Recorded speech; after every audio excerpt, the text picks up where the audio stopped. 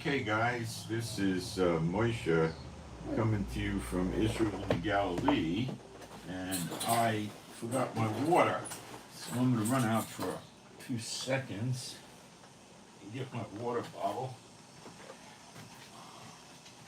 Probably put the light on.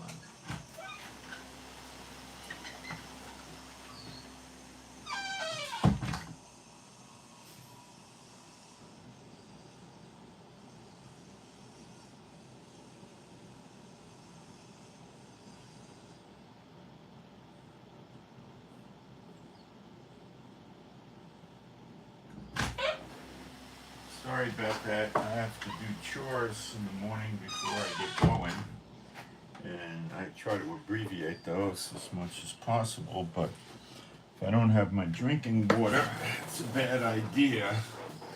So, if you don't know me, I wear sunglasses which are polarized and UV and all that blocking. So it makes the stress on my eyes easier because I spend a lot of time online.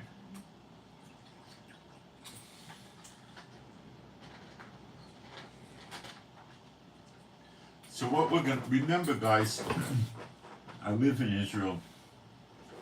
I lived here for many years, and I'm telling you things that are happening, and I get a lot of this from the Lord.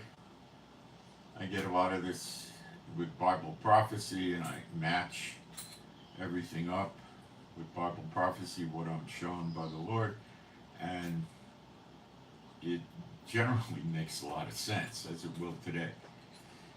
So we're going to discuss what's going on with Russia and the given permission for long-range missiles to be fired by Ukraine deep into Russia, and we're going to discuss the potential for a war with Russia rather soon.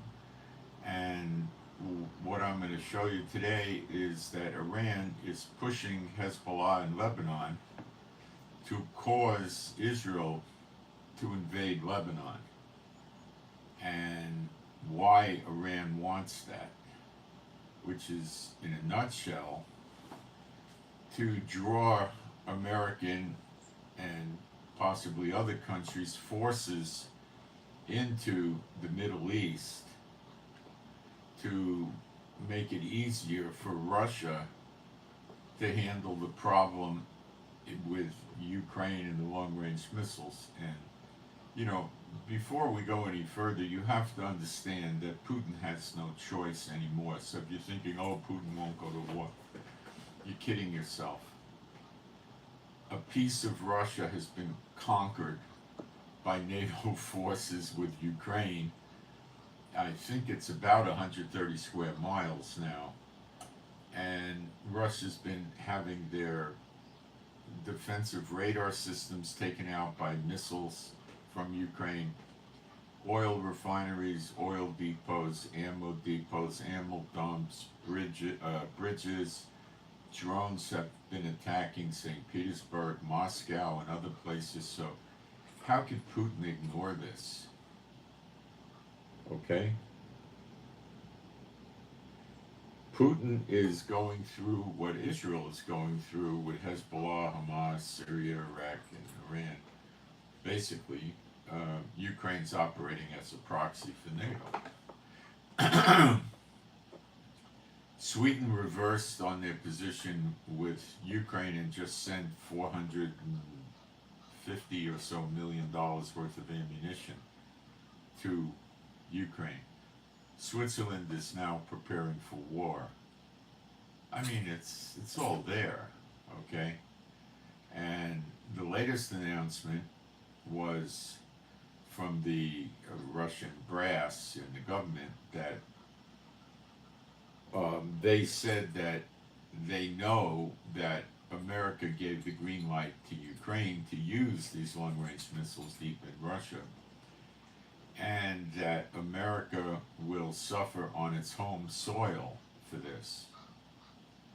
And the last 2 days there's been all kinds of sub-hunters from America around Alaska, Asia, Europe, all over the world. They're running around with sub hunters, and they're also running AWACS too.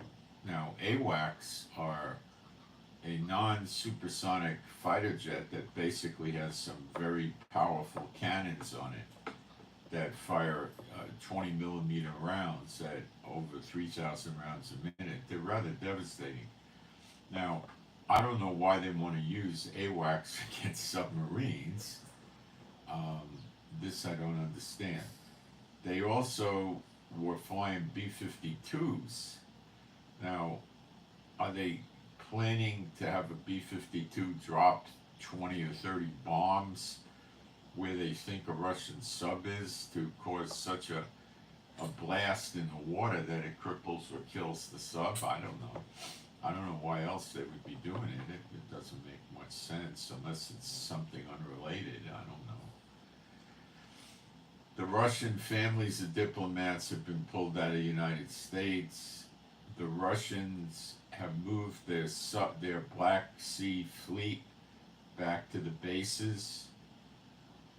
So that means they're afraid of them getting hit, probably, and maybe they're fixing up. Well, what they would be doing is resupplying the ships, food, fuel, munitions, whatever they need, and rearming them possibly with different munitions than they did have, and keeping them where they consider them to be safe. There's a pincher point between Iceland and Norway that Russia needs to use to get into the Atlantic, and it's like where Yemen and Africa is. It's what Straits of Gibraltar. It's a narrow point, and America's been flying all kinds of resources around that area, looking for movement. America is apparently very afraid of Russian submarines right now. So, guys, this is how war starts. Now, the last time you ever saw, and you didn't see it, you weren't alive, I'm assumptive, America go to war against a competent enemy was World War II. Fighting the Koreans was not a competent enemy, it was no threat to the American homeland. Fighting Afghanistan was no threat to the American homeland. Fighting Vietnam was no threat to the American homeland. Fighting Iraq was no threat to the American homeland. Fighting Russia is a serious threat to the American homeland. Okay, where are you? And the BRICS currency is marching on. October 22nd is the meeting, the BRICS summit, where they're going to make announcements regarding their BRIC pay system in digital currency. And 159 countries want to get involved with that. And I'm telling you the truth, that will take the value of the American dollar down rather quickly. I would say at least 50%. 30% would be maybe the very beginning. It's major. And America is going to war, because if they don't stop this, the country is going to collapse. And then we're going to talk about the Venezuelan gangs and different things, okay? So Iran is basically pushing Hezbollah to cause Israel to invade it. And I'll break that down as we go, and I'll show you the consequences, ramifications, and so forth. And it's not, I can't confirm this as cast in stone, but one of the newspapers that is reasonably accurate, Haaretz in Israel, an online paper, is saying that Netanyahu is considering postponing the attack on Hezbollah until November. Now that's not that far away. And I think he means, what's the election, November 4 or something like that, November 4th? Probably until after the election. I'm reasonably sure Netanyahu and Trump speak, okay? Now, I don't think they speak every day, but I would expect they speak every 7 or 10 days.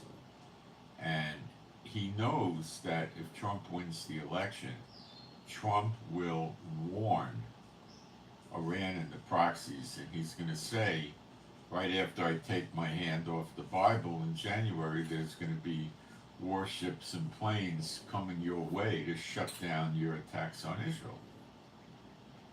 So Trump can threaten now, but it's soft. If Trump wins the elections, it's not a soft threat, and they know Trump's vindictive and he'll pull through. So if they defy him, it'll make it worse. Okay? So Netanyahu's playing that card, and I think it will work. Hold on, I gotta read this for a second.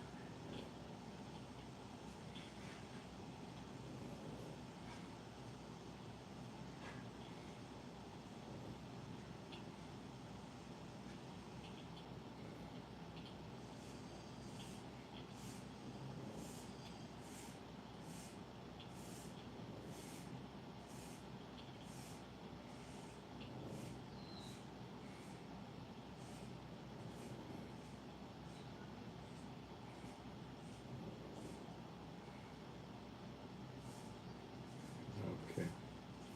So I'm still hassling with my shipments with these idiot.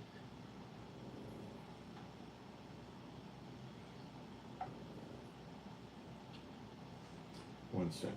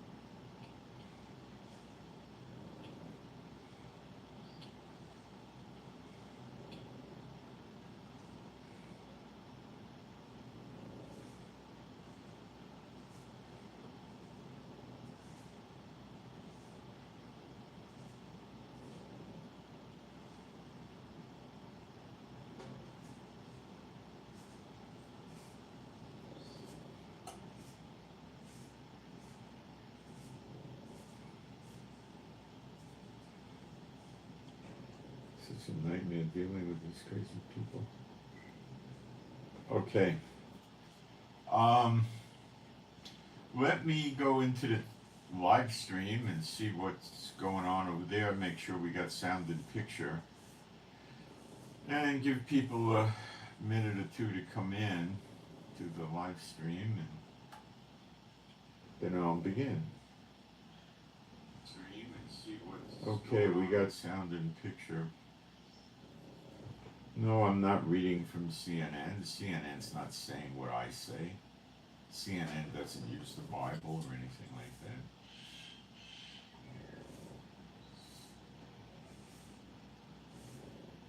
Was I there? I live in Israel. I don't know what you mean.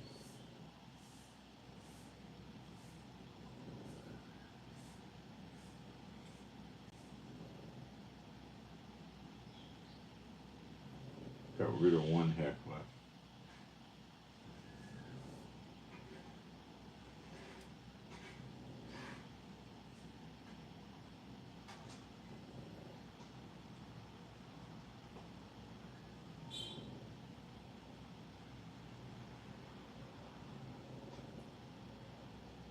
Okay, got rid of some of the jerks. being a Bible believing site, I'm going to do some praise, and you can watch people leave now.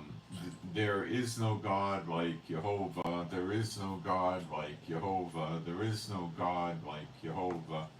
There is no God like Jehovah. There is no God like Jehovah. There is no God like Jehovah. There is no God like Jehovah. There is no Messiah like Yeshua. There is no Messiah like Yeshua. There is no Messiah like Yeshua. There is no Messiah like Yeshua. There is no Messiah like Yeshua. There is no Messiah like Yeshua. There is no Messiah like Yeshua. All right. So what's going on? Hezbollah is sending 50 to 100 short-range junky Katyusha missiles into Israel. They hit near the border, and they generally cause little to no damage, and there we rarely ever create injuries.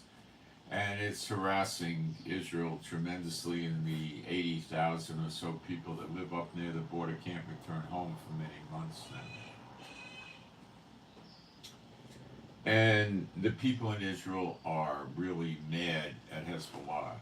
I mean, Hezbollah's beef with us is that Hamas did the October 7th massacre, rapes, killing babies, taking hostages, all the sick stuff. And we want to dismantle them because they promised to keep doing it over and over again.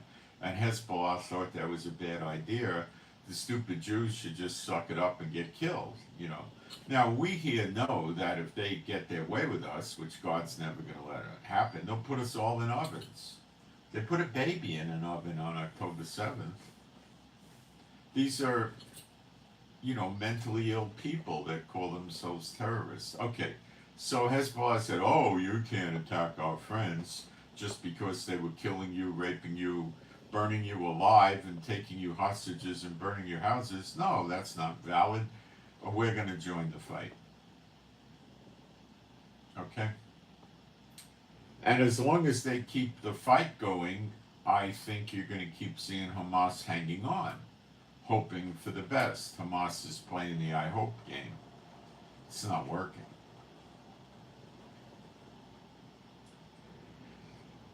So, Iran controls Hezbollah.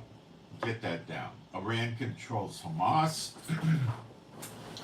Iran controls Iraq and Syria. Iran controls the Iraq and Syrian militias in Iraq and Syria. And Iran is friendly with Russia. They have a mutual defense pact, and Iran is helping Russia. Now, the way they're helping Russia is giving Russia drones and missiles. So Russia can keep concentrating on Ukraine without running down their own missile and drone supply, which they need to defend Mother Russia on other fronts in the event of a NATO invasion and attack. So Iran is helping Russia, and in return for that, Russia will probably come to the aid of Iran when they get things stabilized. But the overall plan that you're not hearing is this: BRICS. That's number one. There's more. BRICS. October 22nd and 24th, they have the summit. They're going to announce their new BRICS Pay digital currency, like Bitcoin type product, okay? And they have 159 countries that want to use it. They're going to let private companies like retailers use it, private individuals that they like, and they're going to keep everybody probably from US, Canada, EU out of it.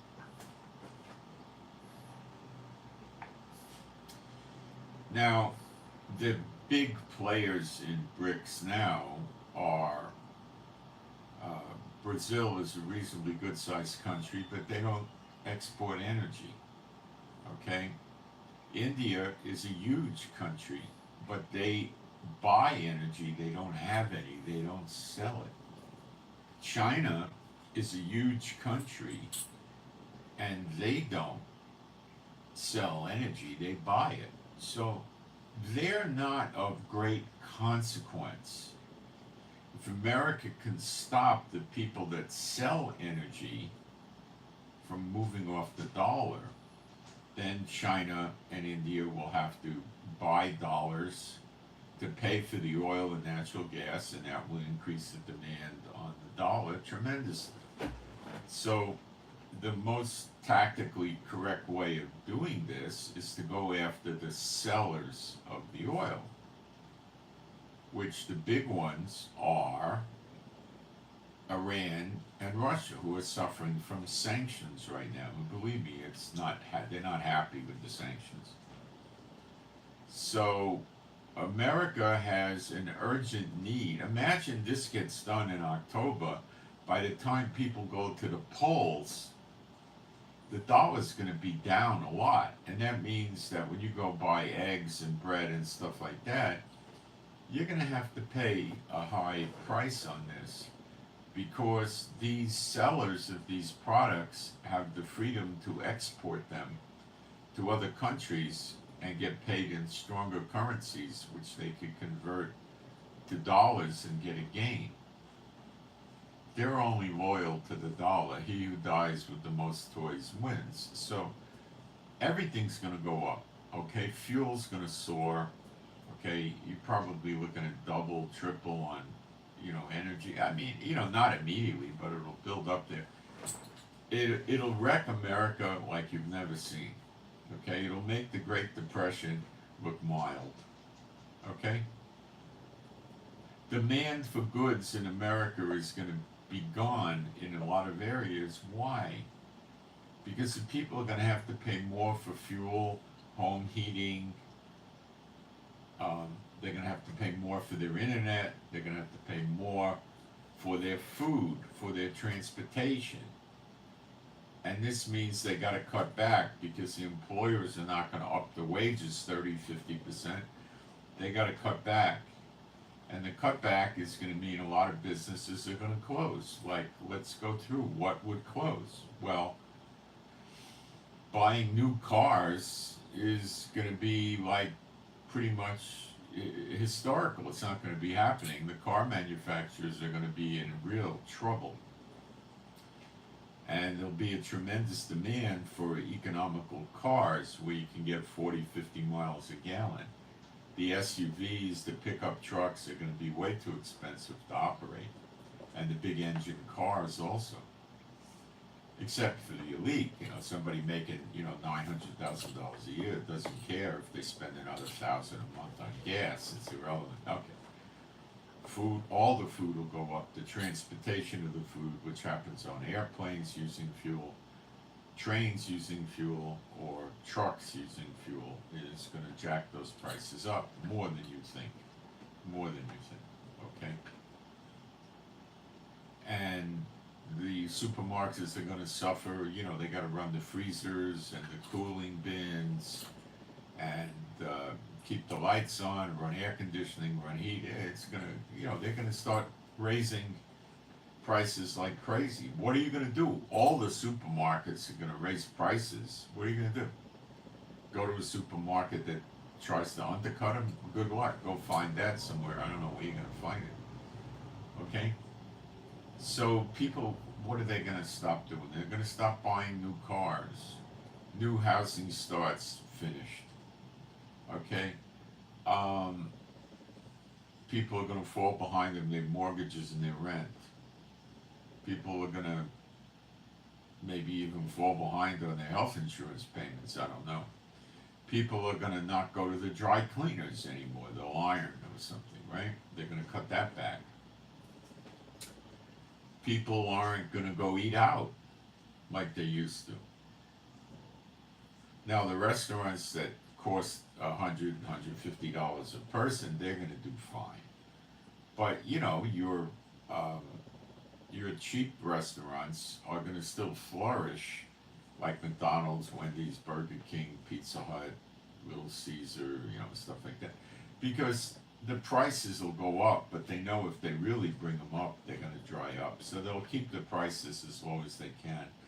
And with the supermarket prices going up, and these people are not used to cooking. Mom and dad work. They come home. They're not going to cook. They got kids. They buy some, Kentucky Fried Bucket or some Little Caesars pizza or whatever, right? And they feed the kids. Now the fast food operators that have the lowest prices will, which might be Taco Bell, I don't know, they'll do the better. Okay?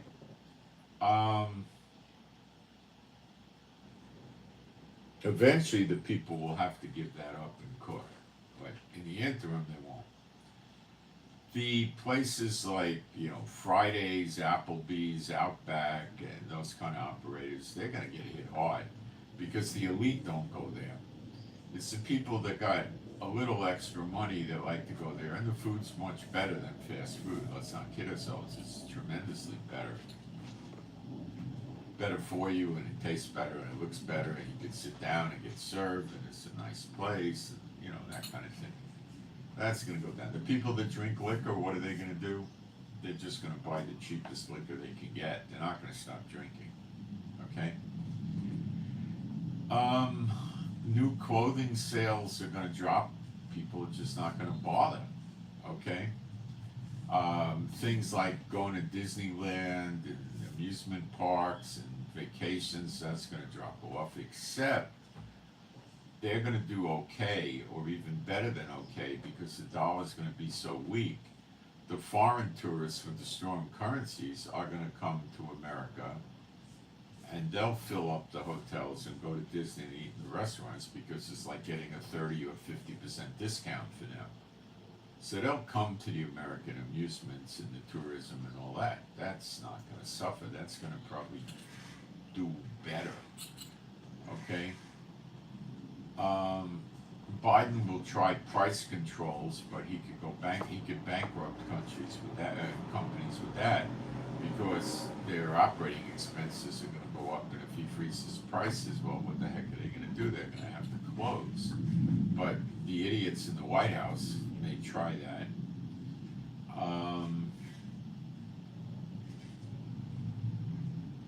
Entertainment, paying money to go to ball games and concerts and nightclubs, and that's going to that's going to go down.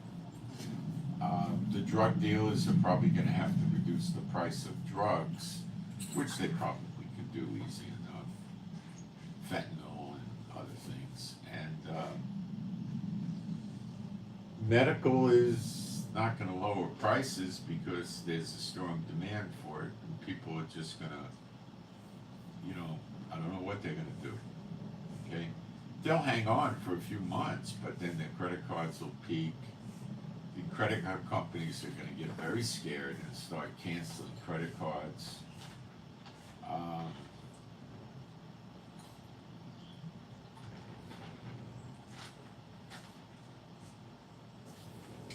Collection lawsuits for not paying rent, not paying mortgage, not paying for car payments, not paying credit card bills on time, and all that are going to come up. So the collection lawyers and the bankruptcy lawyers will thrive for a while.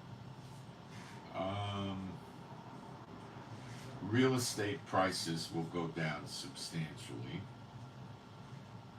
because there's a certain amount of people that got to sell a house, okay, and they're gonna sell the house ultimately for what they owe on it,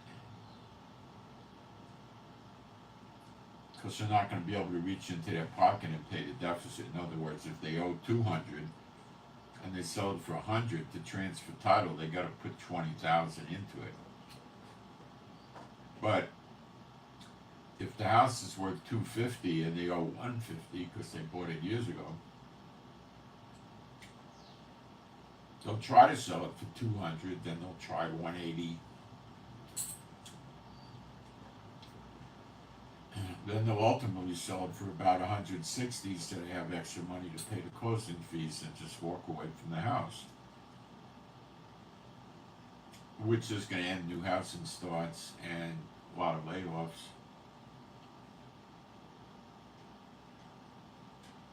And the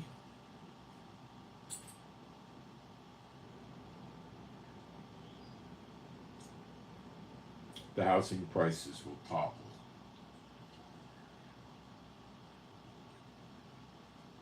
And you can't sell your house for less than you owe. You can't close escrow.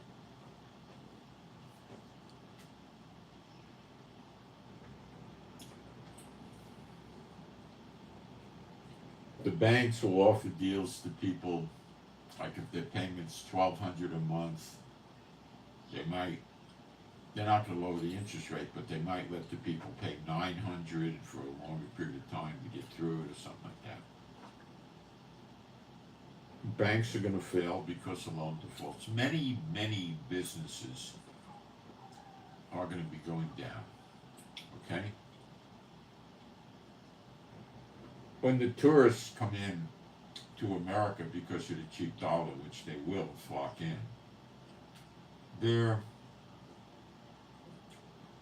not going to go into smaller communities where people are 25, 100,000, 2, 3, 500,000. They're going to go to the mega cities, like to go to maybe LA, Miami, New York, Chicago, and the amusement centers, Vegas and stuff.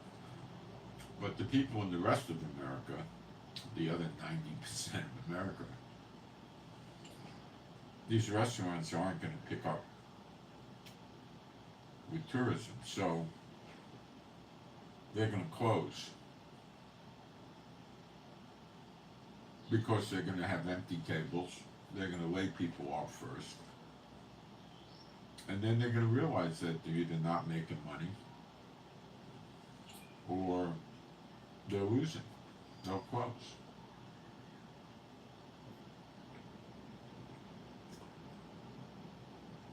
Now, that means layoffs.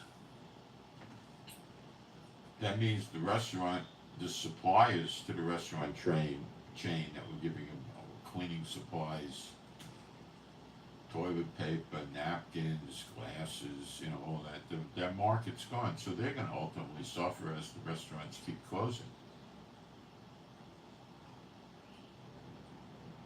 Then the people that are laid off will go on unemployment insurance, and they'll cut back their spending tremendously. Okay? Tremendously.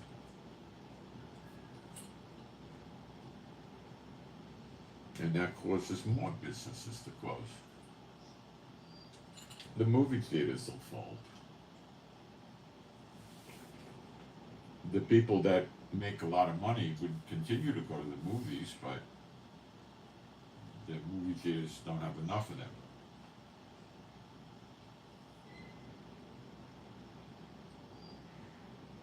The sporting goods stores will fold.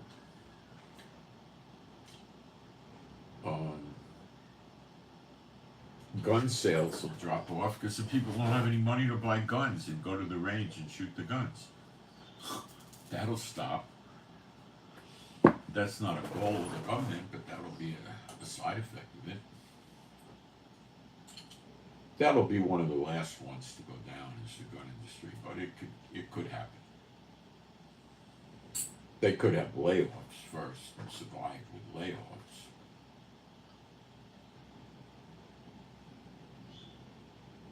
The revenue to the cities and the states is going to go bad. People aren't going to pay their state income tax.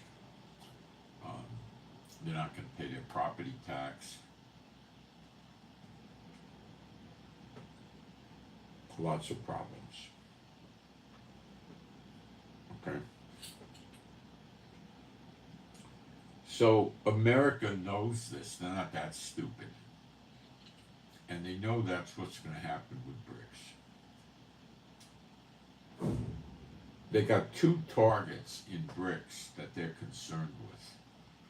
And that's Russia and Iran, because they sell energy.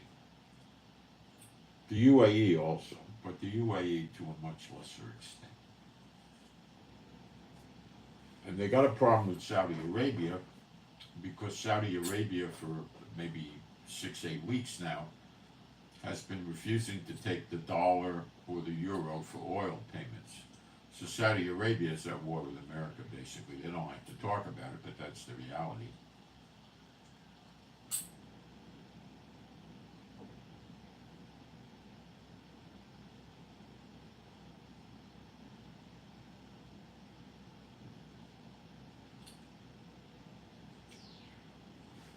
And America is out of time. Okay? America wants to stop this before it happens. If they stop it, people are going to say, this brick thing's a joke. America will never let it happen. And, I'm not interested anymore. They'll walk away from it. If it's allowed to start, then there's going to be a lot of resentment if it fails.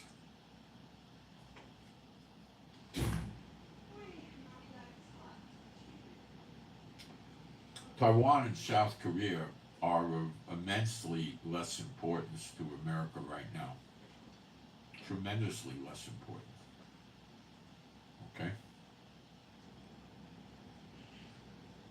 So,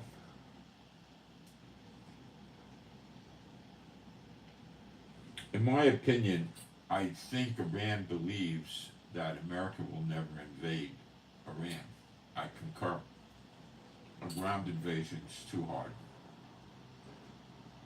But they will bomb the daylights out of Iran. And, push comes to shove, they'll blow up the oil refineries and the ports and the piers that they use to offload natural gas and oil. And they'll blow up the pipelines as well.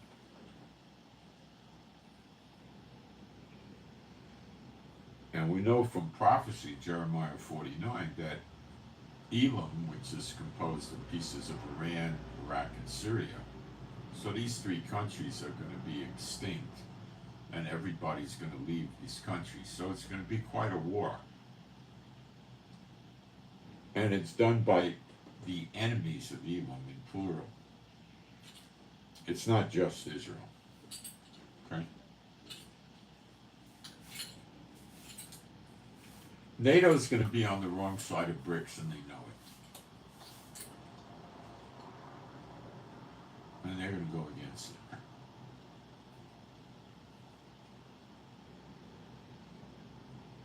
So, Putin's government said, we know America and the UK and other countries gave the green light to Ukraine, and if they launch long-range missiles inside Russia, we're going to be in an official state of war with America, NATO, and the EU.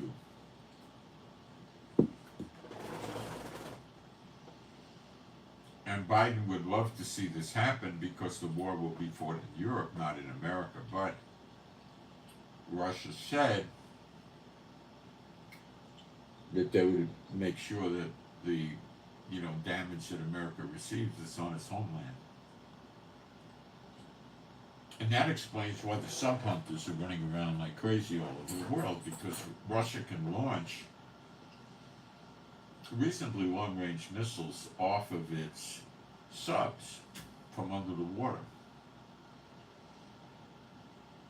And they could also probably launch from long-range bombers. So I'll be back in a moment. Quick break.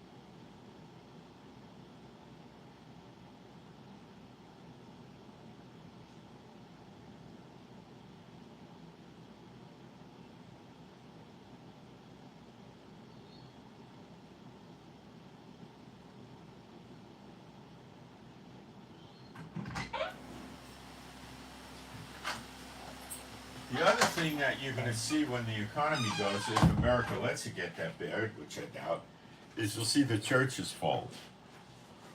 They have huge operating expenses. People will be getting laid off. Their offerings will drop, and the churches are going to start to cave. They'll try to break them into house churches and stuff like that. They'll lose buildings, all kinds of problems. They won't be able to run their air conditioning, the heating.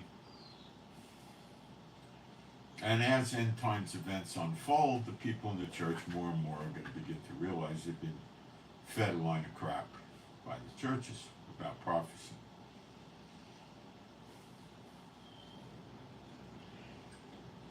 See, Satan's finished with his churches. They don't do him any good. The communists don't do him that much good. The Buddhists don't do him any good. Neither do the Hindus. Who is the one Satan is looking to now? The Muslims, because they're dedicated to paying their own life to wipe out Israel and the Jews.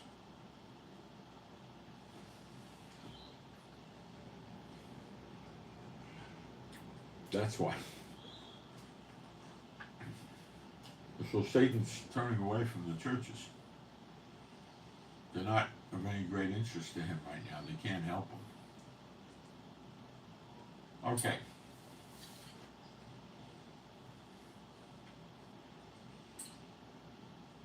Rather than have an eye looking forward to the American economy collapsing, I think that's what's motivating America to attack Russia.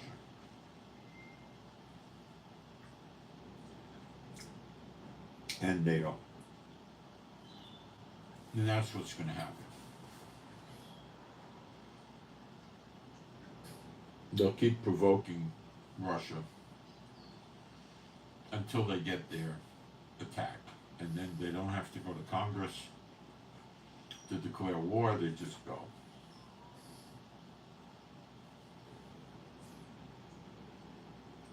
That's it.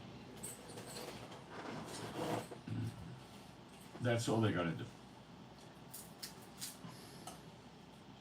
Now, when you read Revelation 18, and you basically, those of you that have been with me a while know that what's burning is Washington, D.C.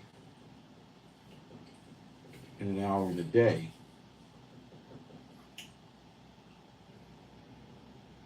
I can't guarantee you this is how it's going to happen.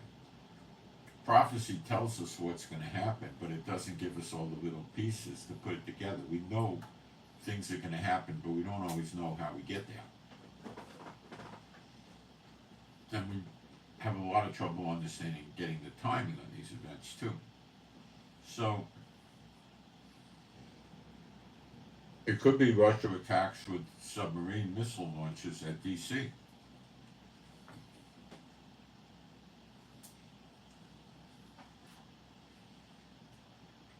Now, what I believe is going on is Hezbollah is a throwaway asset to Iran. They don't care about it. And I believe that Hezbollah has been told, up your attacks on Israel. They don't have the long-range missiles.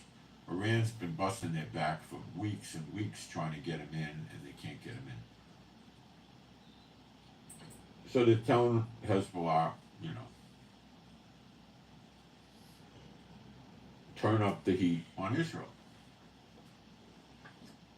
And Israel keeps picking off more and more tactical and strategic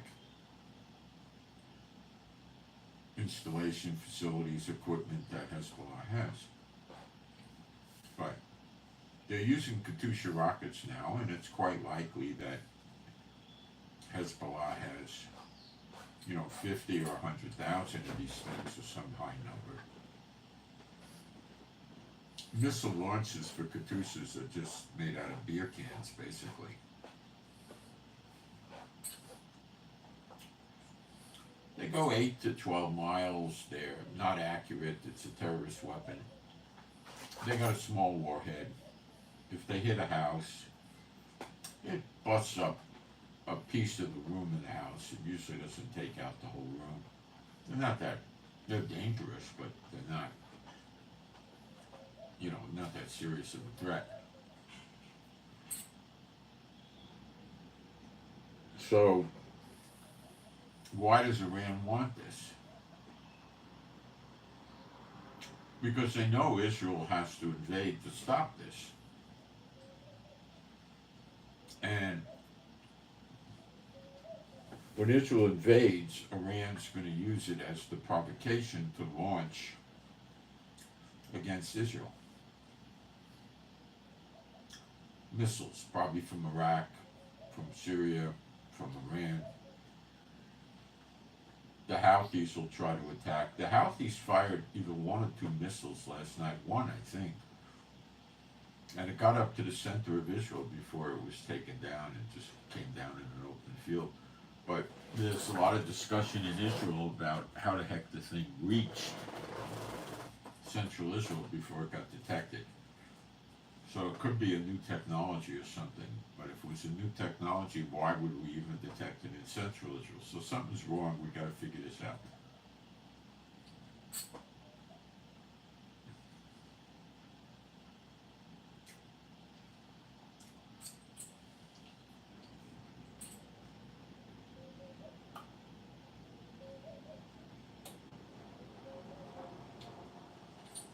Now, if Iran cannot provoke Israel, which is a possibility, because Netanyahu, quite frankly, in my opinion, doesn't care how many missiles Israel takes.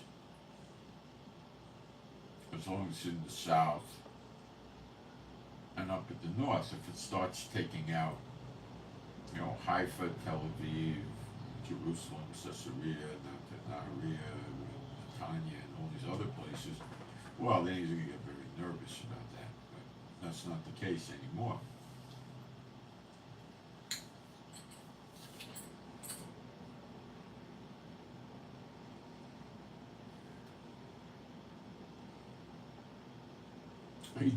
Israel doesn't have much of a threat from Hamas anymore.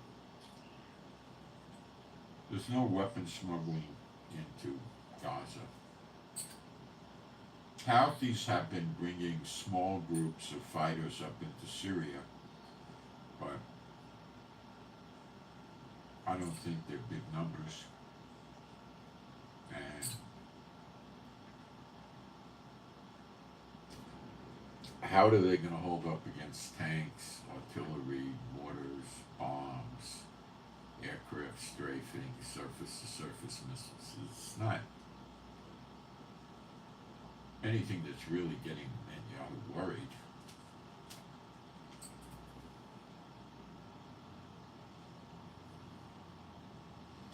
Now, if Iran could not provoke an attack against Hezbollah, then what Iran will do is have their militias in Syria and Iraq attack the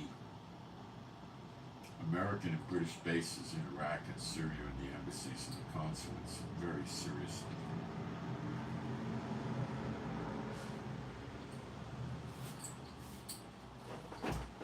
And draw America into a fight in the Middle East that way. All the while trying to deflect the retaliation of America onto the proxy states, not Iran homeland.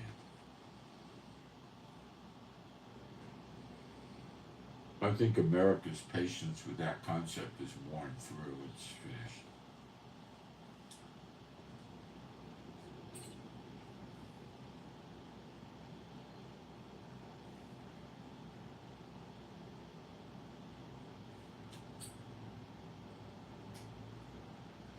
What a war with Russia would look like is rather impossible to determine right now, because we don't know how it's going to start, and if it's going to just be a limited war like NATO fighting in Ukraine against Russia, or if it's going to turn into a big invasion on, several fronts of the Russian territory.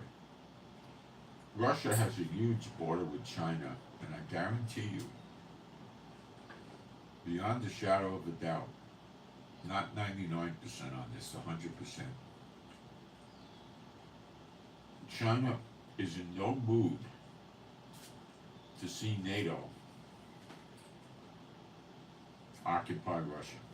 And the idea with NATO is to break Russia up in pieces so the different NATO players each get a piece and they can divide up the oil, gas, minerals, natural resources coming out of Russia.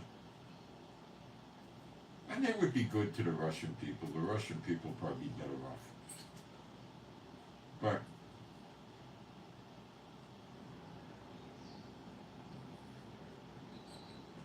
that would mean that NATO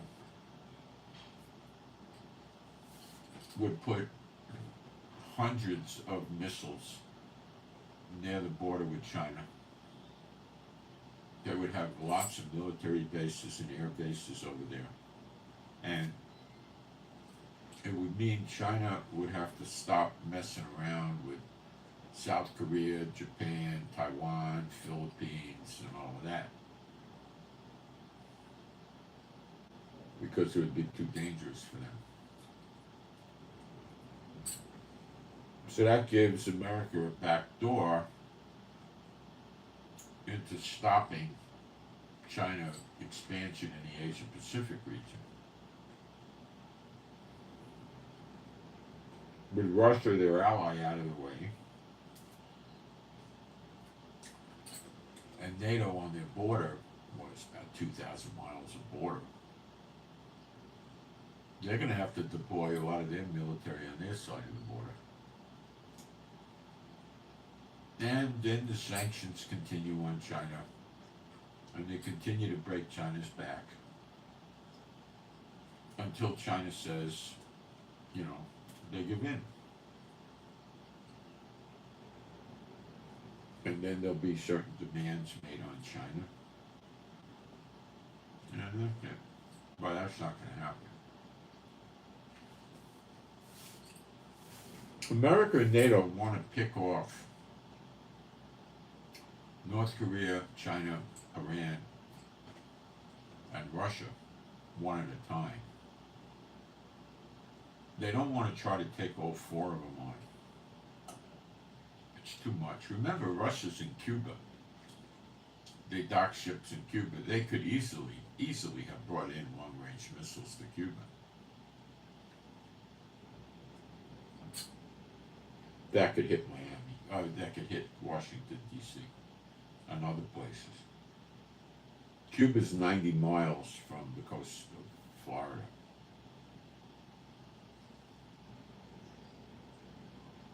Okay? Easy.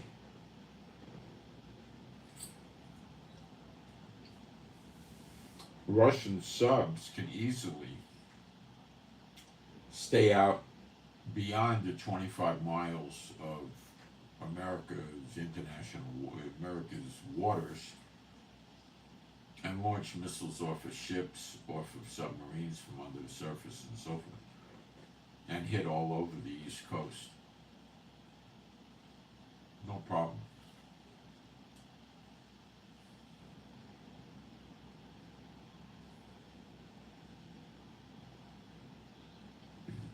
Russian subs and ships can attack naval vessels.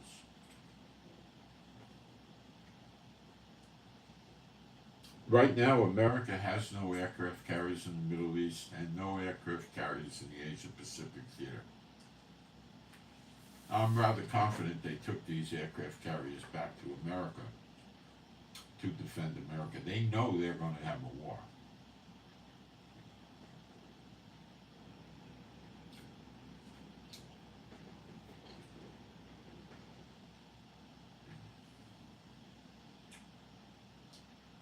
Now, if Israel doesn't attack Hezbollah, Iran will do something else. But to save Russia, Iran has to get their proxies fired up big time to the point where America has to start deploying military assets there. That gives the American military two fronts or two theaters of operation they have to work in simultaneously. And that's twice as bad as one theater. If the only theater is Russia-Ukraine, it makes it a lot easier. Now if they got the Middle East as a theater, they got a problem.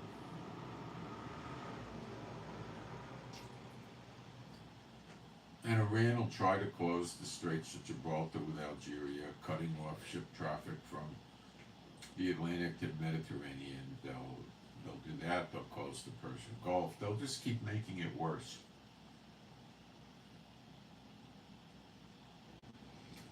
Now, Iran are a bunch of lunatics. They're operating under delusions from the Lord, I would believe.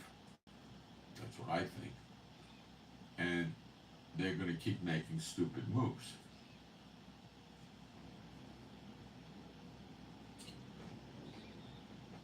The million-dollar question is, when the fighting breaks out with Russia and Iran's going to go. Now, the fighting might start with Iran first, I don't know. America does not want to see drones and missiles going from Iran to Russia. They might start attacking targets in Iran. But I think that's a little premature. They're going to wait for things to get worse.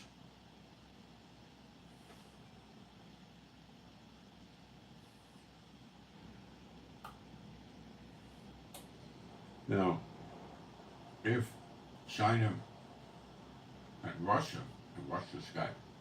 China and Russia together got 400 warships in the area doing exercises. 400. Incredible amount of warships. I have trouble believing that number, but I've read it more than once. If it is wrong, it's a massive amount of warships.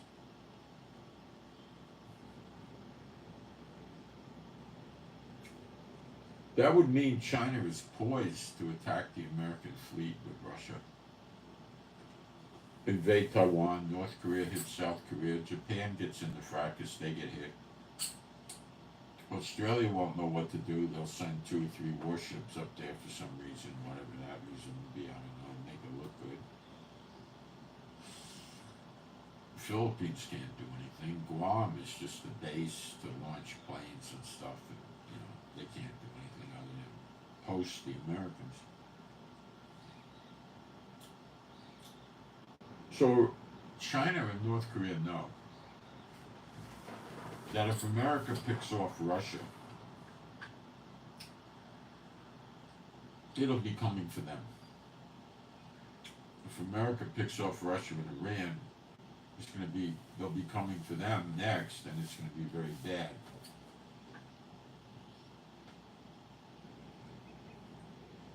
They know the only way they make it is to stand together.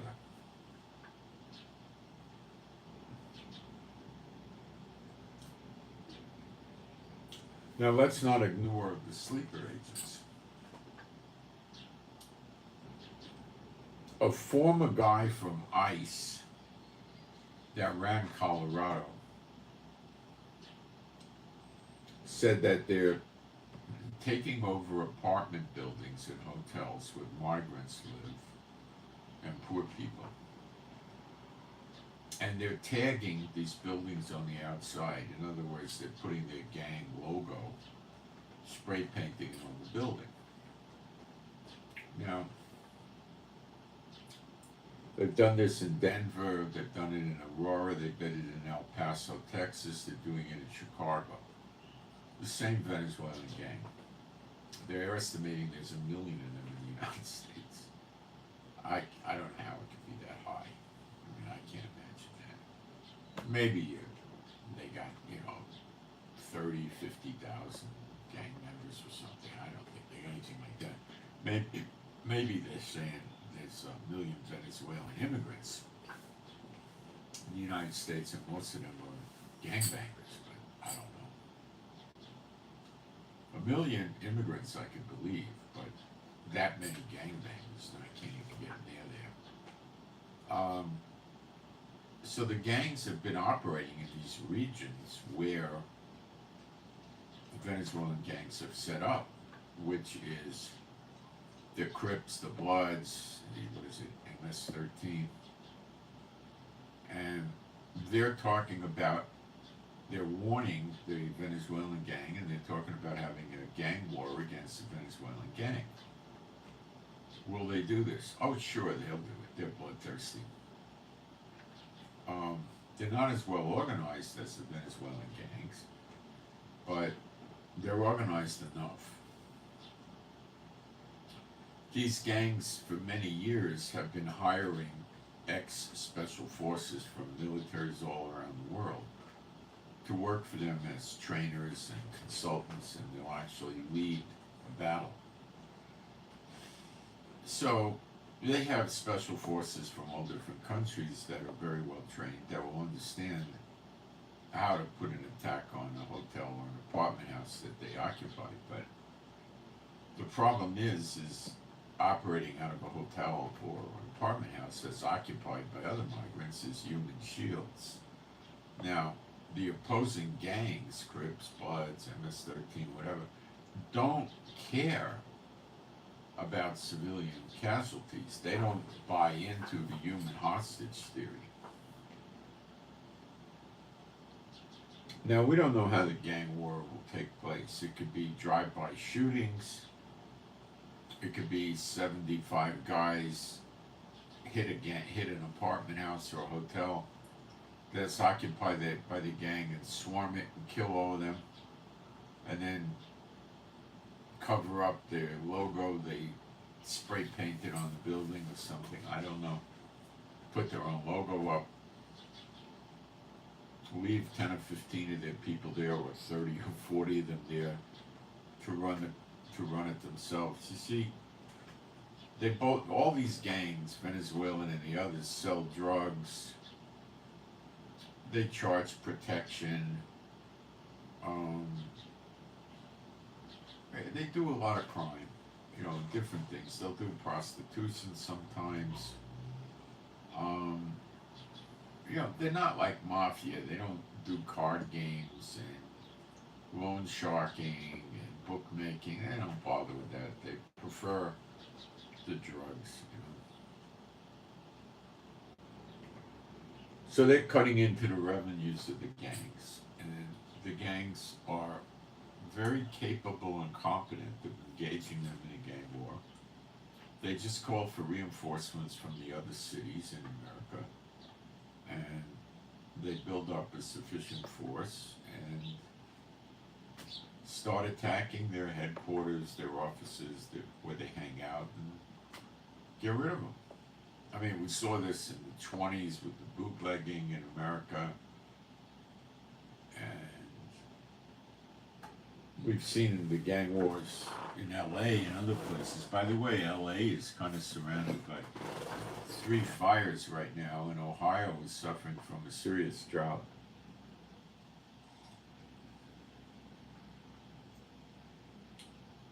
Two of the things mentioned in Jeremiah 50:51, the destruction of the daughter of Babylon, it says, the Lord says, I will kindle fires in and around your cities. And it also talks about drying up waters, which is drought.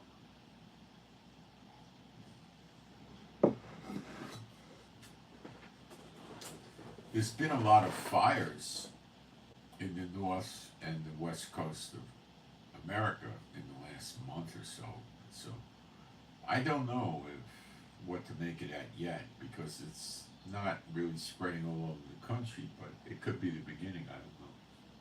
If I knew, I would tell you. I'm not completely clear. What fell? I don't know. The phone. Yeah, the phone doesn't break. It's got a protective case, and it was a short drop. Looks fine. Hold on a second. What the heck is this?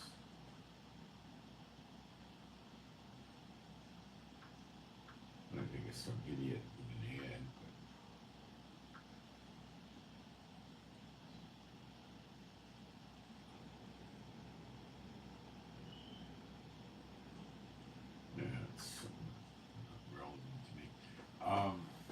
The SMS phone system here it's for many years now been deluged with ads in Israel. I don't know if you get that in America, but it's just incredible. Probably at least 50% of what I get on SMS is an ad, I guess. It's just all the time. Companies you did business with, strangers, you get religious ads, you get so much of it, it's horrible. Okay,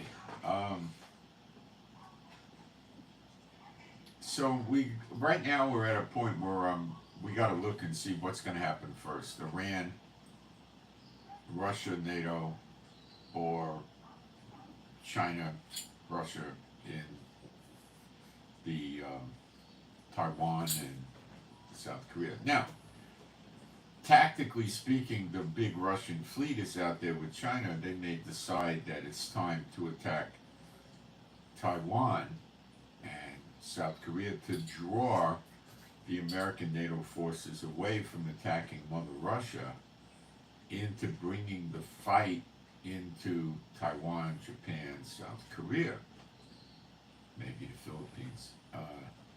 That's good for Russia, for China, because the fight's not on their homeland. They don't care that much about North Korea. The fight will be on their homeland, but North Korea is a nutbag country. They don't care. It's really like, they view it like Hezbollah, Hamas. They want to save it. They want to, but it's expendable. The two countries that what they call axis of evil, they're all evil, but Iran and Russia China and Russia are the ones they want to preserve. They like to preserve North Korea and Iran too, but you don't always get what you want. So, if Russia's training exercise over there turns into a war, it will draw American forces away from Russia, and they won't want to have a war with Russia. And they might win, because they might be able to conquer South Korea, Japan, and they're going to go after Japan. South Korea, Japan, and Taiwan before America can sufficiently mobilize, but I think America is reasonably mobilized already with a lot of ships there and aircraft. They could fly long-range bombers over and get fighter jets over there, so it could be a real hairy thing. But again, the idea is like with Russia, let's keep the fighting in Ukraine, not on Russia's soil. Well, that didn't work. Iran, you see, this is how the so-called axis of evil thinks. Iran, let's keep the fighting off of Iran's soil. Let's have the fighting in, Gaza, Lebanon, Syria, Iraq, Yemen. China is going to take the same school of thought. Let's have the fighting in South Korea, Japan, Taiwan, and maybe the Philippines. Keep it off of our soil. North Korea doesn't have much choice in the matter because the borders with South Korea. And Belarus, the Russian puppet, has no choice because it's right there by Ukraine and Poland that it's going to get sucked in. Okay, but these are the throwaway countries, okay? So yeah, you might see this thing break out in China and then ultimately break out with Iran and Russia attacking NATO and Europe, and Iran forcing attacks. Iran could attack the American bases in Iraq and Syria, and if America refuses to fight in a big way over that, just as token retaliations, well, then Iran is going to see fear, and then they call Kuwait up on the phone and they say, you got 5,000 American soldiers there, tell them to leave immediately or we're going to attack. Then they do it to Bahrain, they do it to Qatar, they do it to the UAE, they do it to Oman, they do it to Jordan, and they do it to Saudi Arabia. And if America doesn't stand up, they're basically controlling all these oil-producing countries in the Middle East, and they immediately tell them, if you accept payment in euros or dollars, you're our enemy and we'll overthrow you. So they do what Saudi Arabia did. They don't take any money for oil in dollars or euros. So it's basically like BRICS without BRICS. So America has to stand up to Iran. If they ignore China and Taiwan and South Korea and Japan, America would suffer losses of key players in their economy, but they might let that happen anyway and just say, well, that's it. Now, they would be driven out of the Asia Pacific area. If they let that happen, their ships wouldn't be welcome. They wouldn't be able to have any commerce over there. China would grow immensely in power, strength, and influence. So it's rather doubtful they're going to try that. But the reality is, guys, America's stretched out too thin. And I'm going to read you a scripture why I know that America is going to go down now. Well, in the very near future. Jeremiah 50 verse 24 tells us what happened. And if you don't believe America's the daughter of Babylon, you could read videos on YouTube by a million other people that explain it, and I have many in my YouTube channel. You just have to go to the live section, and that's where you'll find them. Jeremiah 50:24, I have laid a snare for thee, and thou art also taken, O Babylon, and thou wast not aware. Thou art found and also caught, because thou hast striven against the Lord. He laid a snare, and thou art also taken. That means taken, okay? Now, I know people live in America, it's hard to swallow this, but you got to wake up. And Trump, who most of you respect, says there's 20 million, this is 2 weeks ago, I think, 20 million illegals, migrants in America. And everybody's saying 70% military age males. That means 18 to 35 without kids and wives. So if we go with Trump's figures, and we go with the 70%, you got 14 million sleeper agents. And then you add into this that China has 350,000 acres, they think, on the high side.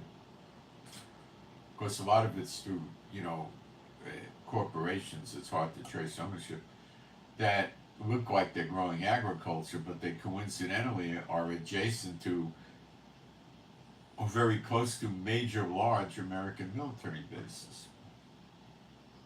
And if you think that's a coincidence, I can't help you very much.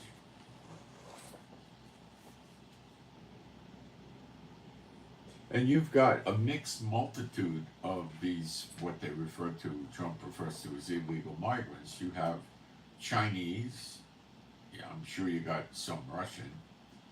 You've got, they're saying 1 million Venezuelans, which is substantial. You've got Hezbollah, ISIS, Al-Qaeda, Palestinian Islamic Jihad, Hezbollah, the whole gang of them. You think they're not there? They're there. They're there. You probably have North Koreans, but to a limited extent. And Iranians, maybe some, but you're probably dealing with the terrorist groups backed by Iran. So if they could organize all of them and go at the same time, that China attacks Taiwan and Japan and North Korea attacks South Korea, and Russia starts fighting NATO, and Iran starts fighting everybody in the Middle East, and then the sleeper agents start unloading in America, which they've already started, but it's not widespread. America is going to have to withdraw troops back to the homeland, and it's going to really suffer. This is the last days of America.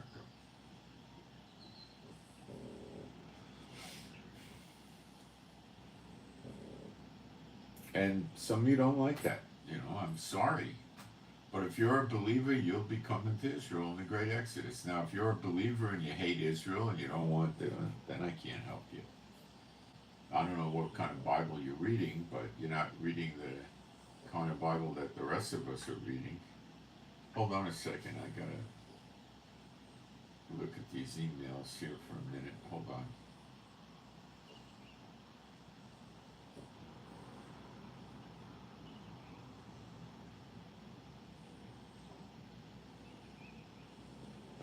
They did what I wanted finally.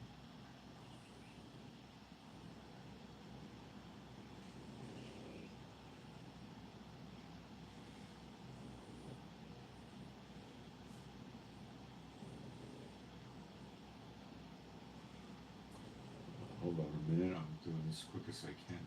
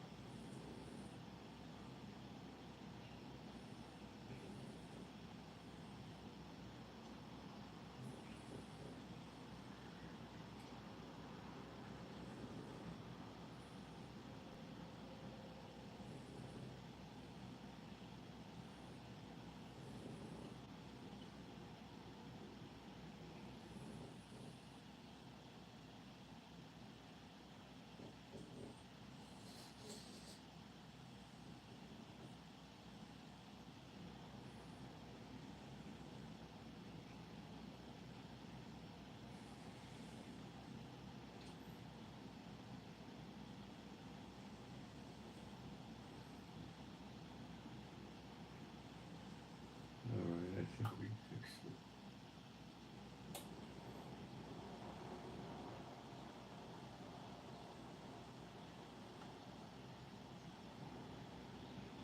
Alright, I think we got this solved. What's this?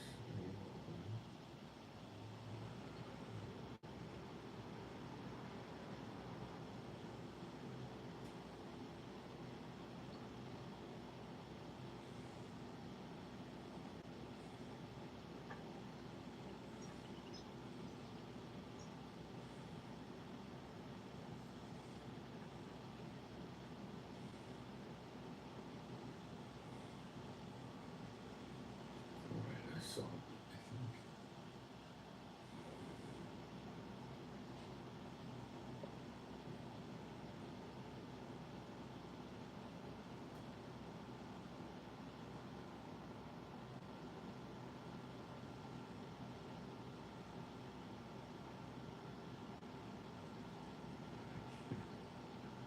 Okay. Alright, looks like I got a turn for the better with this customs thing. Alright, so please keep praying for my packages to make it into Israel for me, please. They're my red light therapy devices. Okay, so please pray that I get these devices quickly and easily. It's really important to me. I appreciate it. So I'm giving you a summation of what is going on. The people in Israel now, there's some Muslims are saying, Muslim publications, that 1 million Israelis have left Israel. I know a lot of Israelis have left Israel, but I don't think it's 1 million. It could be 250,000 or something like that, or maybe a little higher. Some have left and come back.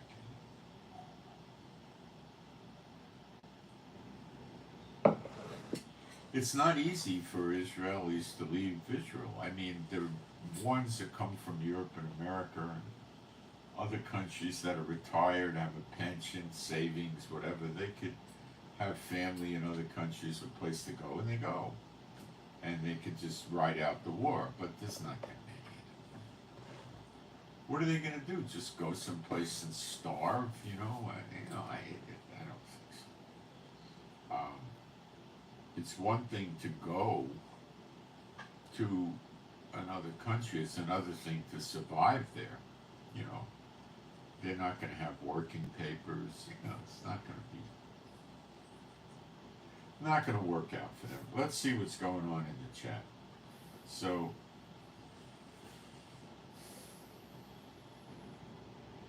let me see what we got going on here.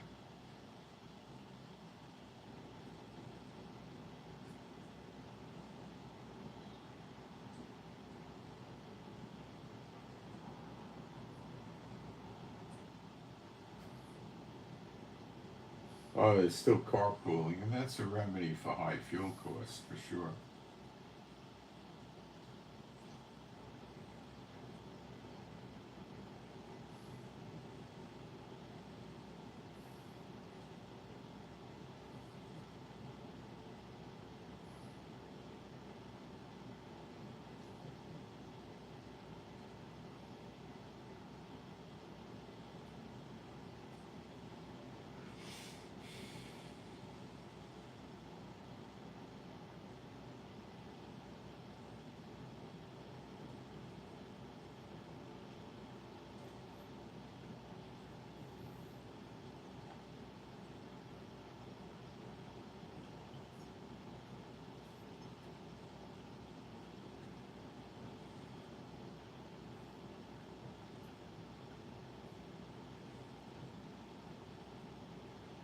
Do I believe in Yeshua? Well, obviously.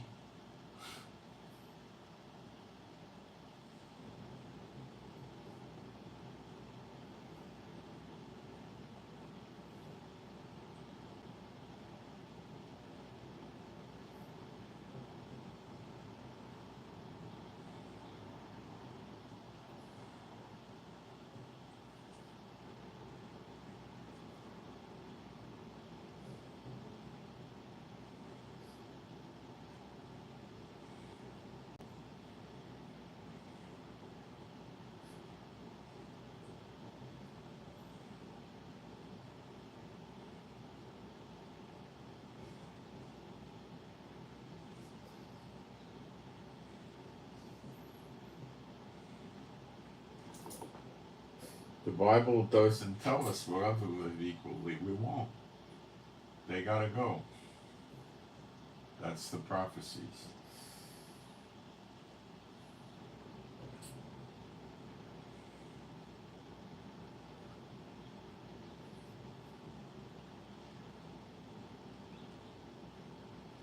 Look, guys, if you got Kamala or you got Trump, Kamala is like suicide, okay? Trump isn't going to be able to do anything. Let's say Trump gets elected and he's sworn in, what, January 2025, okay? Now, by then, there's probably going to be 22 million illegals in the U.S., if not 25. It would take Trump more than 4 years to get rid of most of them. Okay?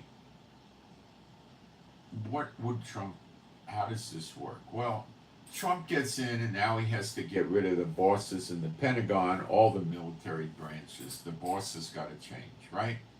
He's got to change the bosses in the NSA, the CIA, Homeland Security, definitely the Secret Service. That'll be on the top of his list. The Justice Department, the FBI, the DEA. He's got to get people in there, the ICE, that are going to go with him. Okay? And that's going to take what, 3 months? Let's get real. He's got to get his cabinet approved. You got a good 3 months there, I would say, right? Now Trump could really roll up his sleeves and go to work. Now what's he got to do? Well, now he's got to take ICE and give him another, what, 30,000 agents? You got 20-something million people to route stuff. 10,000 wouldn't do it.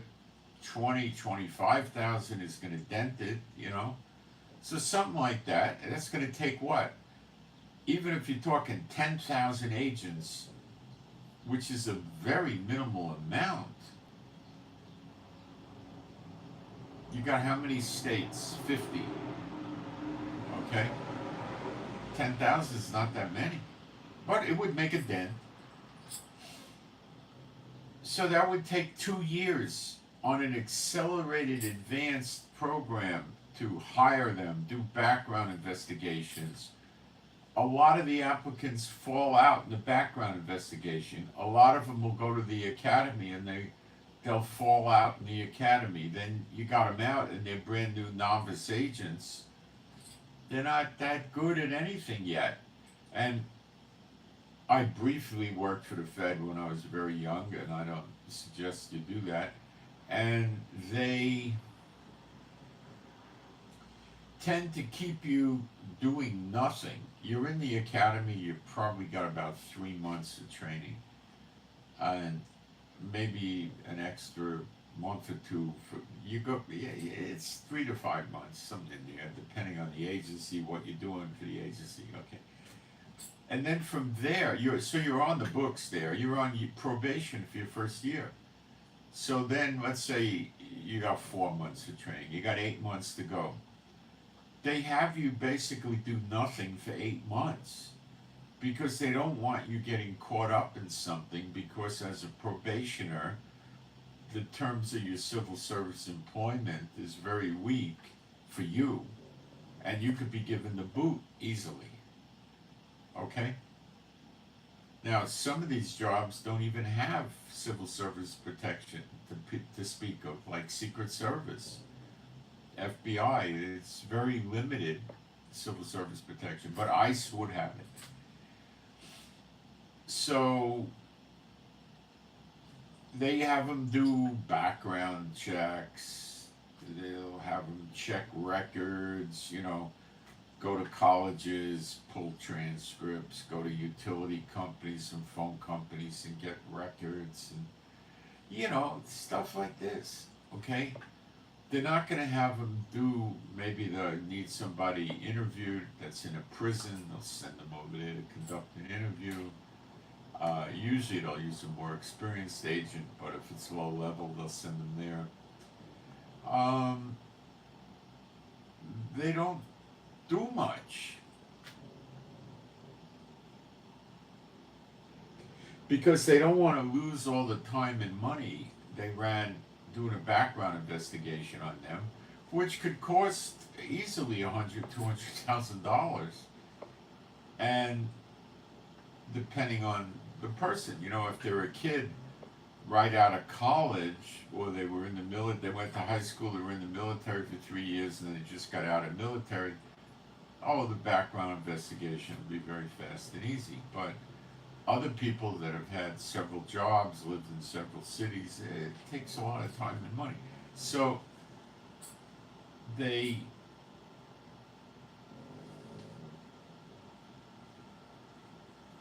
don't want to lose them. So, okay, it takes a lot of time to get these agents in place. All right? So now they got the agents in place. Now they got to stop playing Roundup. Well, a lot of these people have rights because they applied for what do they call it? The amnesty. So they have a court date, 1932 or something like that. So they're kind of legal now, and Trump's got to run them through the courts. So what's he going to establish? An extra 100 courts? 50? I don't know. And then they're going to have the free liberal lawyers dragging the procedures out, bogging the court system down, filing stuff to bury the courts. Trump's not going to be that. He would try his whole 4 years, but prophetically you don't have that time. But he would try, and he would get millions of them out. But would he dent it? Sure. Would he make a big dent in it? Yeah. Would he get half of them out? I think that would take him a second 4-year term.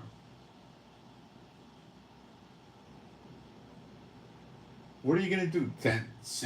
Go to Chicago, set up roadblocks, put 25 agents there, and start pulling people off the street and checking their. They're not going to do that. Penalties on employers, sure, we'll do that, but it ain't going to work. He could start cutting off their rent, cutting off their cash stipend, cutting off their medical benefits, cutting off this, cutting off that, and cause millions of them to leave. But Trump If he's sworn in January 20th, you won't even see a dent until probably Labor Day in September. Okay? You don't have that kind of time. These gangs are already starting up, and this is just one gang from Venezuela. Venezuela is very plugged in with Russia and China. They're real good friends, and he's coordinating his sleeper agents with Russia, China, and North Korea and Iran. And his are being launched first in this particular manner, going into some cities and doing the takeover of the houses and hotels, which is rather unique. We've never seen other gangs do this before. The guy that was the head of ICE for Colorado said, well, you know, near these buildings and hotels they took over in Colorado, we got $1 million houses. How long do you think it's going to take till they go to the $1 million houses? I told you this. Not long at all.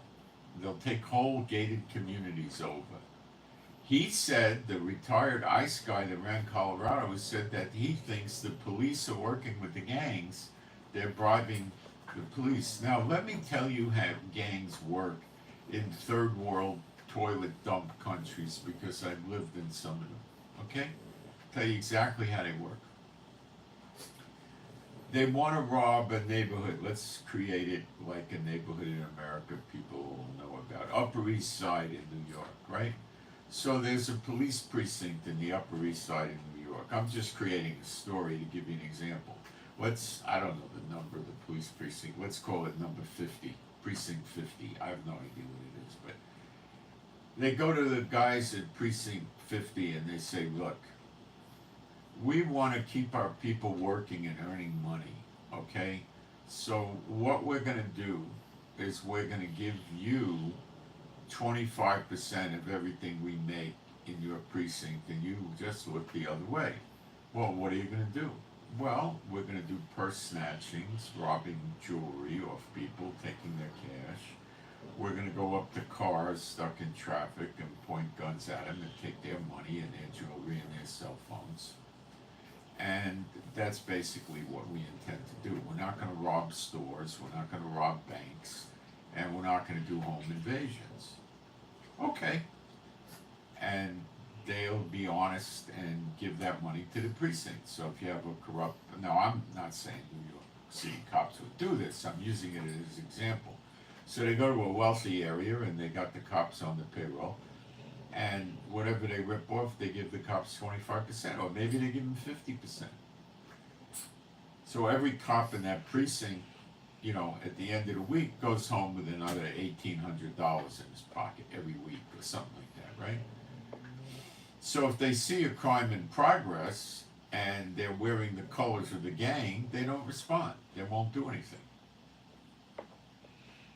If other kids, gangsters, put the colors of the gang on and try doing it, the cops will of course leave them alone too. But if the gang sees them wearing the gang colors, they'll be executed on the spot. What do gangs do when they want to kill another gangster or something like that? Well, the other gangster's not in the criminal records database, more than likely. His prints are probably not on file. So they see him on the street, right? And he's on their hit list. They drive by, guy's on the floor bleeding out. They jump out of the car.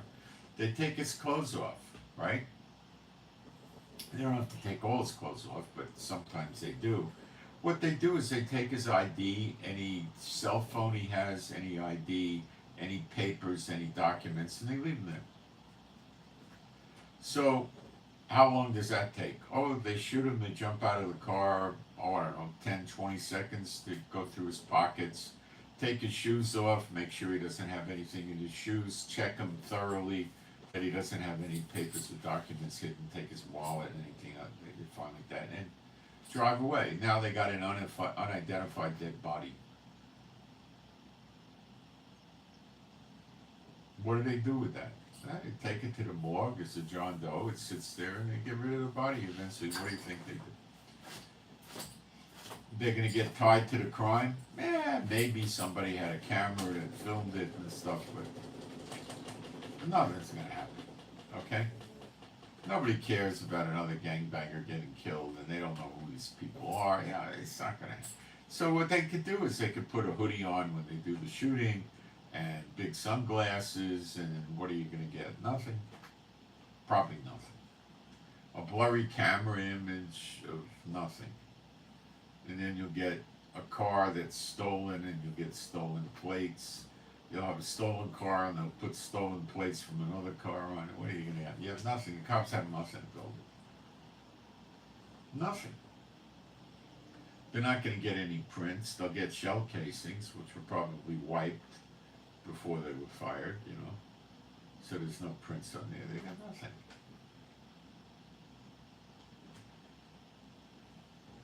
So that's how they corrupt cops. It's basically the cops do nothing. Okay? That's it. So this guy from ICE says he believes the cops were corrupted. Now, the other thing is, when they present to the cops, they tell them, look, if you don't play ball, if you play ball with us, you'll have plenty of money every week. We're honest. We're good people. You know, we'll pay you. You know, we'll give you an accounting. You'll see. Give it a chance. You'll see the money come in. And if you don't do it, well, we'll just kill you. So to quote the Godfather movies, they make them an offer they can't refuse. That's all they do. Make them an offer you can't refuse. That's exactly what they do. And I'm telling you, the cops are nothing but mercenaries and bullies. They want their jobs. They're not gung-ho.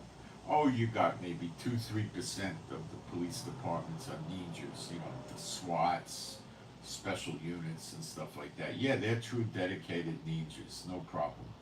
But at most, they're maybe 1, 2, 3% of the police department. The others, with these gangs, they're not going to engage. The gangs are packing full auto AKs. They're not going to engage them. They don't want to die. They don't want to get wounded. They don't want to lose a limb. They don't want to lose an eye. They don't want to be in a coma. They don't care about the people. They will not do it. Okay?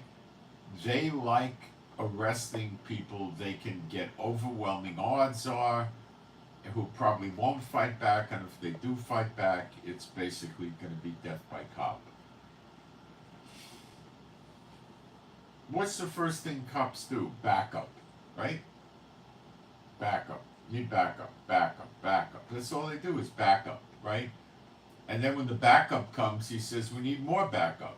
And then they got more backup, and then we need a supervisor, and then we need a chopper in the air, and all this stuff. So they build overwhelming odds up against the people they're trying to get, and then when it looks really bad, they call for SWAT, who comes with body armor and these Bearcat vehicles that'll stop a 50 caliber, and they go to work. But I mean, it's all based on overwhelming odds. Now, when you're dealing with gang members and you got dozens of them shooting full auto weapons at 50 or 60 cops, the cops don't think that's good odds. If you got 50 bangers shooting full auto weapons, they want 500 cops, which they don't have. They want 10 to 1 at least. At least. They're going to want to go to the army and get a tank to come and blow them up with artillery. I was a cop as a kid, a deputy sheriff. These kids are, these cops today are not really members of the community. They don't have any association to speak of with the community. They hang out with each other. They consider themselves a league, different. They're jackasses. For decades now, they've been terrorizing their own population. Oh, your tint on the window. Look, I got this machine. It's too dark. You got 1, 2, 3, 4 windows. You got $900 in fines for dark tinted windows. You think they care about the people to do that to their own populace? They're always doing drunk driver things. And then you go to jail. They're always crashing on people. You didn't renew your tags. You don't have your insurance up to date. You didn't get your safety inspection. Your muffler's too loud. This is safe activity for the police. They raise a lot of money and they don't risk themselves. Attacking an organized gang with full auto weapons doesn't raise any money, and it puts them in grave, life-threatening harm. And they're not paid enough for that, in their opinion. They're not going to do it. I promise you they're not going to do it. And if they go up against the gangs will assassinate them in their cars, walking on beats.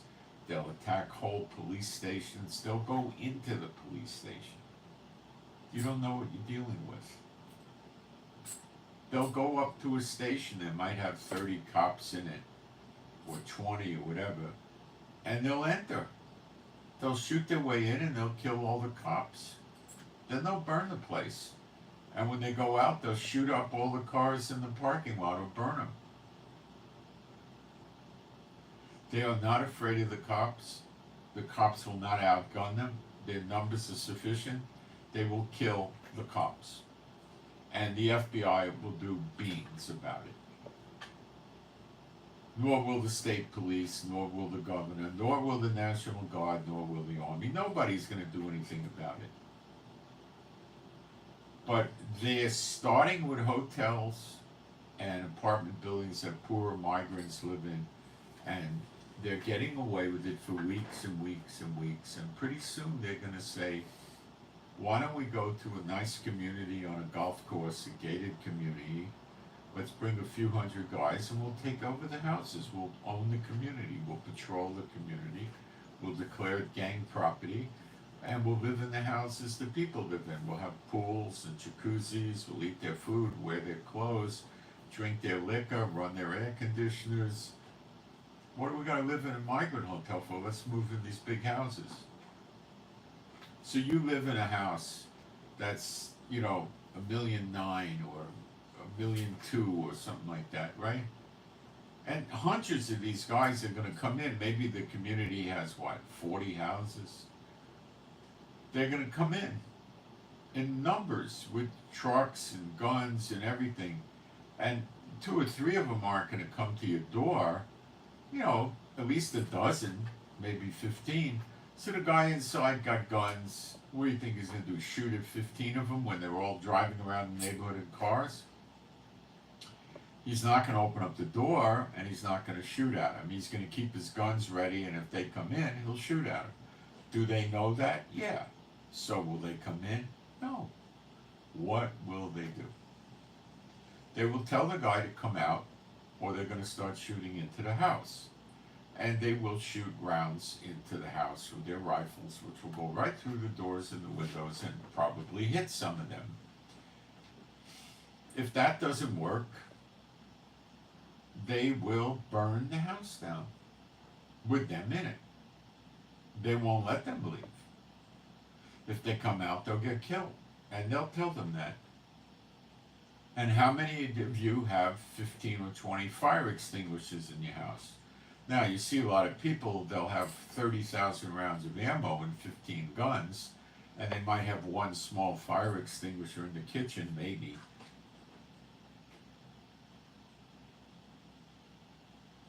And if you got a safe room in the house, great. You'll get burned up in your safe room. You die of smoke inhalation or heat. You think the fire department's going to come? Guess again, they ain't going near that place. They won't be allowed in. They won't bother. And some people probably won't go out. Now, there are occasionally going to be a jerk that's going to try to shoot it out with him and open up the door a crack or open a window or break a window and start putting rounds at them with an assault weapon of some sort, right? And what's going to happen? Oh, he's going to experience extreme return fire and probably kill him. They also do break into houses too. They kick the windows in and they come in. two or three of them go to the window and they bash it with the butts of their rifles, whatever, smash the window, fire 15 or 20 rounds before they enter through the window, and then come in. And then whoever they see, they're going to shoot. Or they'll rape the women, they'll rape the young girls. They rape men too, by the way. And then they'll put guns to the head and say, open the safe, give us the money. And if you backtalk, boom, rifle butt in the face. And, you know, they'll start torturing you till you open up the safe. And that's it. Now, if they come to the house, and they'll start with, come out of the house now and leave, you're free to go. If not, we'll kill you. So if the people open up the door and walk out, will they let them go? Yeah, probably. Maybe not. But there's a good chance they will. So the word gets out. So they do it in other communities. But they're going to go for the rich houses. You got a house worth 120, 180, 250, 350, 500, 600. They're not looking for you. You live in a poor apartment building, a little apartment complex with 200, 300 apartments. They're not looking for you. They might decide this is a good thing because they got balconies and they're cute little apartments. They got swimming pool and a gym and parking. And they might knock some of those apartments off, but they're going to go for the mansions too. But knocking off an apartment complex like that, you know, kind of what would you call luxury townhouses, you know, gives them a great, you know, operating space. The complex might be on 15 acres or something, 20 acres, I don't know. You know, and they can take the whole community over and they can move, you know, hundreds of their people in and make it into a fort, you know. Now, what they do is they like also to keep the people in these buildings. They pay rent to the gang.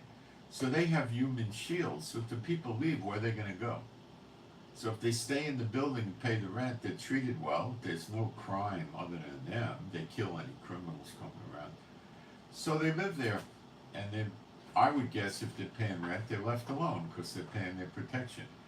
And that gives them the human shields. So they may do that if they take over a townhouse apartment complex with 100 or 200 or 300 apartments, they might do the same thing. Leave, you know, half of them in the apartments and the other half they throw out. And they move in. So now they got human shields, so how are the police going to conduct an operation?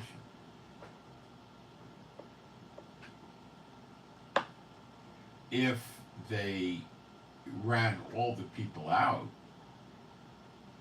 then what the police could do is cut the electricity, cut the water, and call the state police and the neighboring counties in and encircle them, you know, with vehicles and wait them out. They got no food and no water. It's just a matter of time. So they'll keep the people in there. So the taking over of the houses, they might kind of do like a Hamas deal, and they'll take the houses over and keep the people in the houses. I'm serious. Because now they got human shields in each of these big houses. And they'll rape them, they'll beat them, they'll feed them, but they'll keep them alive. They may not be that brutal to them. They're not, these Venezuelan gang are not Muslim terrorists with a high hate level. They're more tactical, so they may be okay to them. But they're going to basically be sleeping on the furniture, not in their bedrooms, and, you know, they could do that. And then they're rather immune from being taken over by the police. What are the police going to do? You got a family of 5 in your house, you got a 5,000 square foot house or something like that, and now you got the people there, and you got their credit cards, you got their ATM card. So you start going to the bank every day and boom, cash pulls. You got their cell phone service, you got their internet, you got all of that stuff, right? And you got their credit cards, so you start calling Amazon or, you know, making orders for stuff. You start having food deliveries on the credit card. You know, are the police going to know you're doing that? Probably not.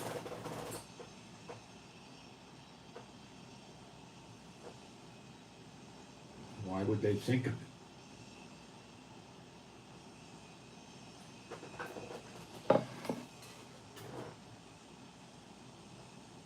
So you've been invaded in America, and you don't know it. Some of you guys do, but a lot of people don't. So a lot of people don't like me when I talk like this because I'm giving you the reality. But the reality is this is prophecy, and it's being fulfilled. And all things work to good for those who love the Lord. And if you love the Lord, you'll be coming to Israel, and that's that. And you'll live here in wealth and happiness, and you won't have to pay for your land. There'll probably be a lot of houses you can move into for free and all kinds of stuff. So if you want to live in a satanic run world where you put the TV on and what do you see? Murder, war, fear, immorality of every crazy sort, all kinds of substance abuse, alcohol, drugs, violence, lying, deceit, every horrible thing, all the sins in the Bible, you see on the television or in the movies. If you like that, then you'd be happy there. But if you like the things of the Lord, which are not those things, you shouldn't be that happy there. And you're living in a godless, immoral country, by and large, where the vast majority of the people are, horribly immoral. And then you got a lot of people faking it. They go to various churches and act like they're the real thing, and they're not. They don't follow the Bible. And what's really everything in America is the money. If I was talking to a friend of mine, I think yesterday, and we rolled the clock back to around the year 97, 98, 99, something like that, in Florida. And we were talking and said, what we all used to worry about and be concerned with back then, was, how much money we're making, where we're going to live, what kind of car we want, where we're going on vacation, what we want to buy for our house, where we're going to eat out tonight, looking forward to all these trips and travel and nice things. That's what we were worried about and concerned about in America.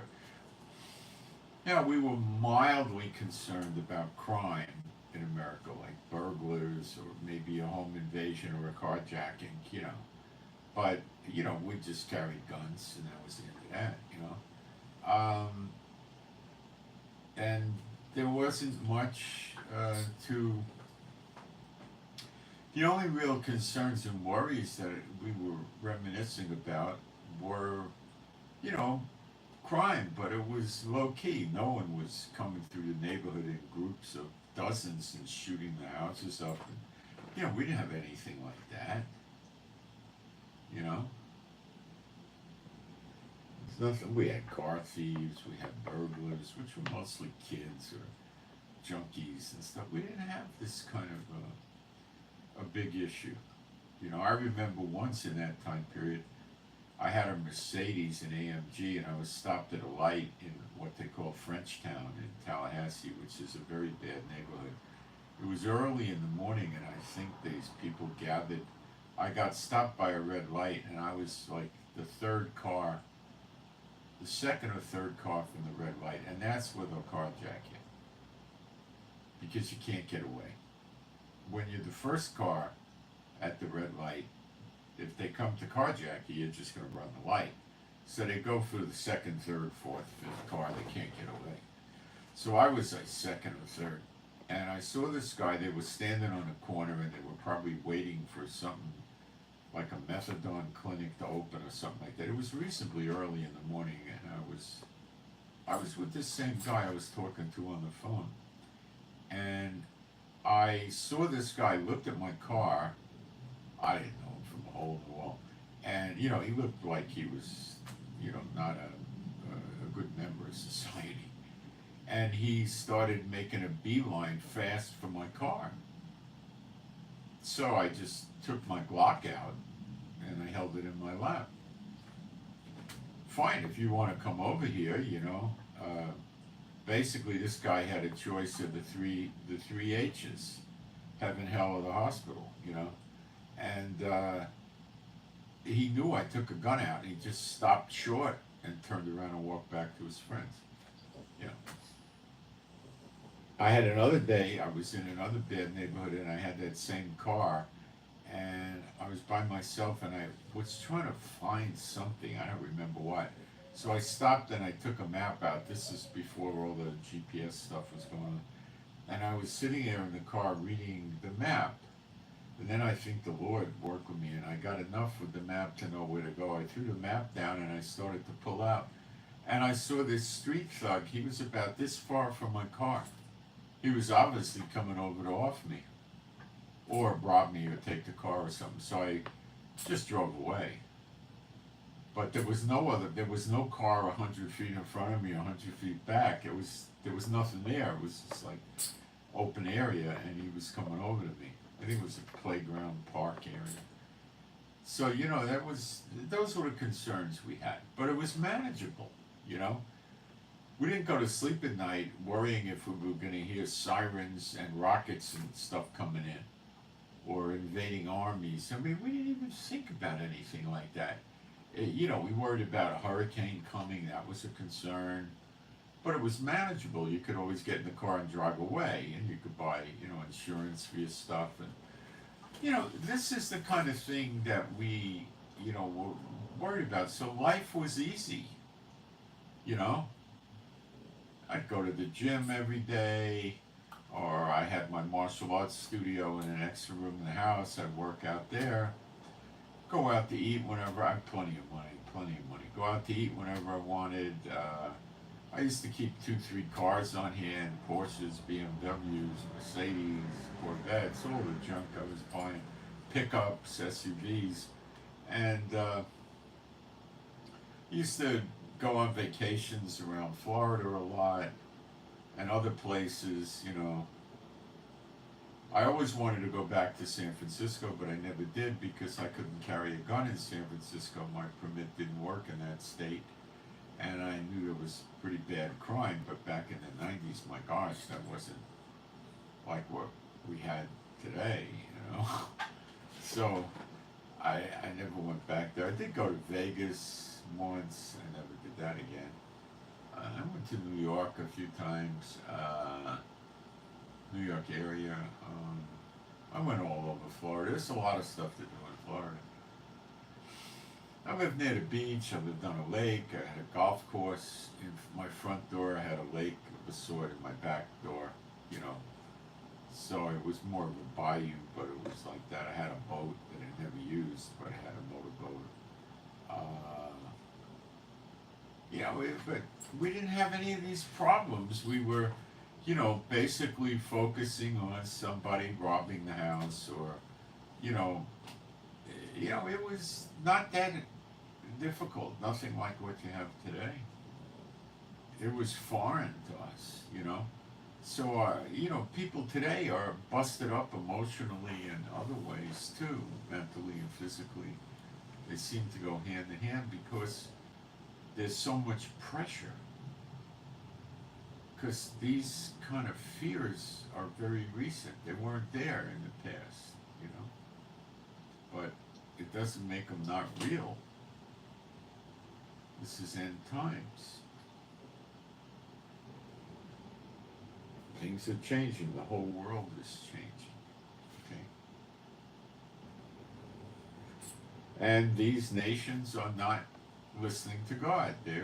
No, you're not going to have an Israel. No, you're not going to be raising Israel up to be the head of the nations and run the nations of the world through Israel serving you. No, you're not going to do that. We want Satan.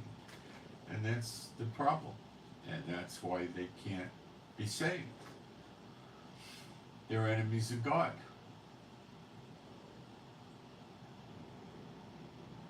Now, I should have put a scripture out to you the other day that I didn't put out, that I will, let me get this to go away. There, I'll read you this scripture, okay? I forgot to explain this. It ties to the two witnesses. It's Isaiah 1, right in the first chapter. And I think it's something like verse 25, maybe.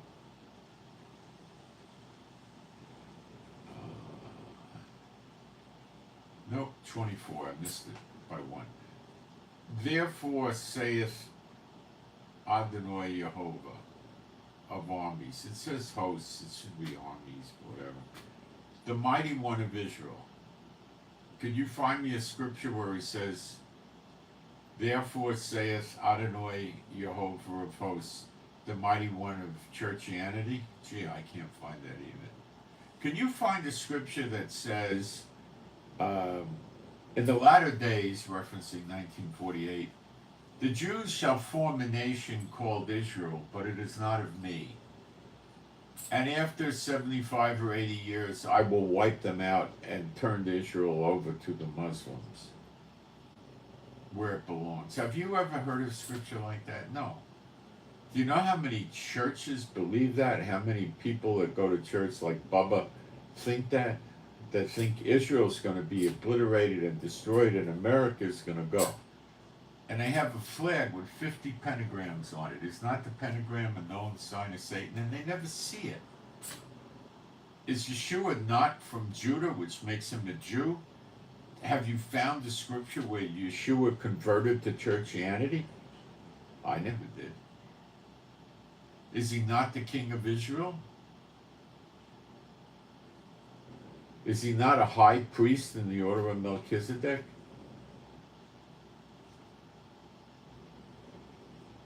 They're nuts. They just say they're Christians. They're not Christians. I don't even like using the word Christian anymore. I just say I'm a believer. Or you could say I follow the way. I'm a believer in Yeshua HaMashiach, Old Testament, New Testament. I don't use the word Christian. My wife doesn't use it either. It's an embarrassment.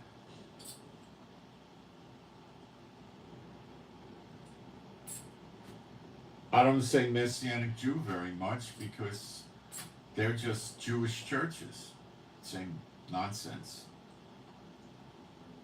Organized religion, no.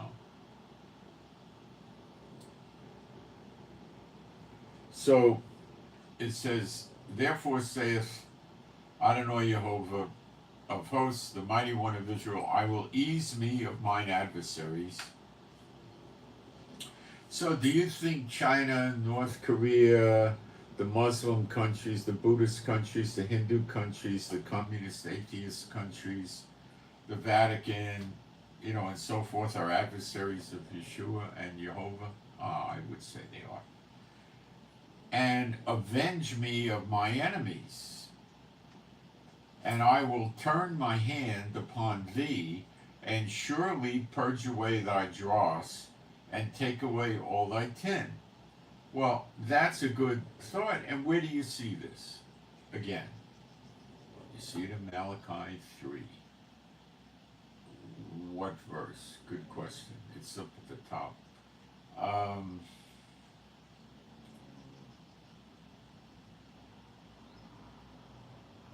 Verse 2. But who may abide the day of his coming? It's speaking of Elijah. Eliah ha-Navi in Hebrew. Eliah is Elijah, Ha is the Navi is prophet. One of the two witnesses. And Apostle John the other. And who shall stand upon, and misread that. And who shall stand when he appeareth? For he is like a refiner's fire, and like fuller's soap. And he shall sit as a refiner and purifier of silver. And he shall purify the sons of Levi, and purge them as gold and silver, that they may offer unto Jehovah an offering in righteousness. Then shall the offering of Judah and Jerusalem be pleasant unto Jehovah, as in the days of old, as in former years. So all this doctrine there's never going to be a temple, it's all a lie. It's right here. But, he's not just going to purge and purify the Levites, he's also going to get the other people in Israel too. So back to Isaiah 1.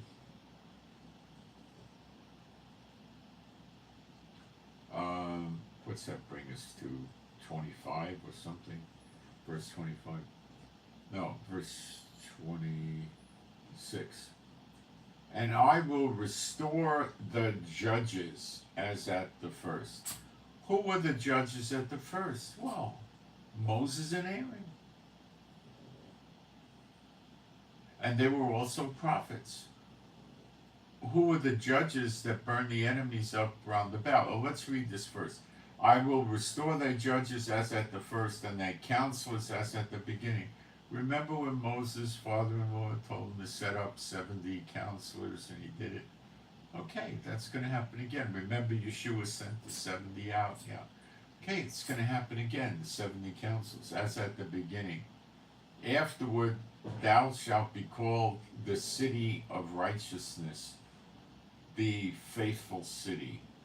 Zion shall be redeemed with judgment, and her converts with righteousness.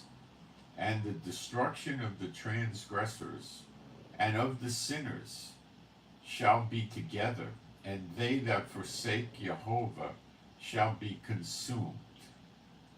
For they shall be ashamed of the oaks which they have designed. You know, this is, they have satanic rituals out there. Now, okay, so then we go back into Zechariah 12:6. Remember the judges. In that day will I make the governors. Well, the word there means chiefs, which is the judges. It's two of them. The judges of Judah, like an earth of fire among the wood, and like a torch of fire in a sheaf. Well, who do you know has fire coming out of his mouth? He's not making all of Israel that way, just the judges. That's Elijah and Apostle John, and they got fire coming out of their mouth, and that's why they're burning up the enemies round about.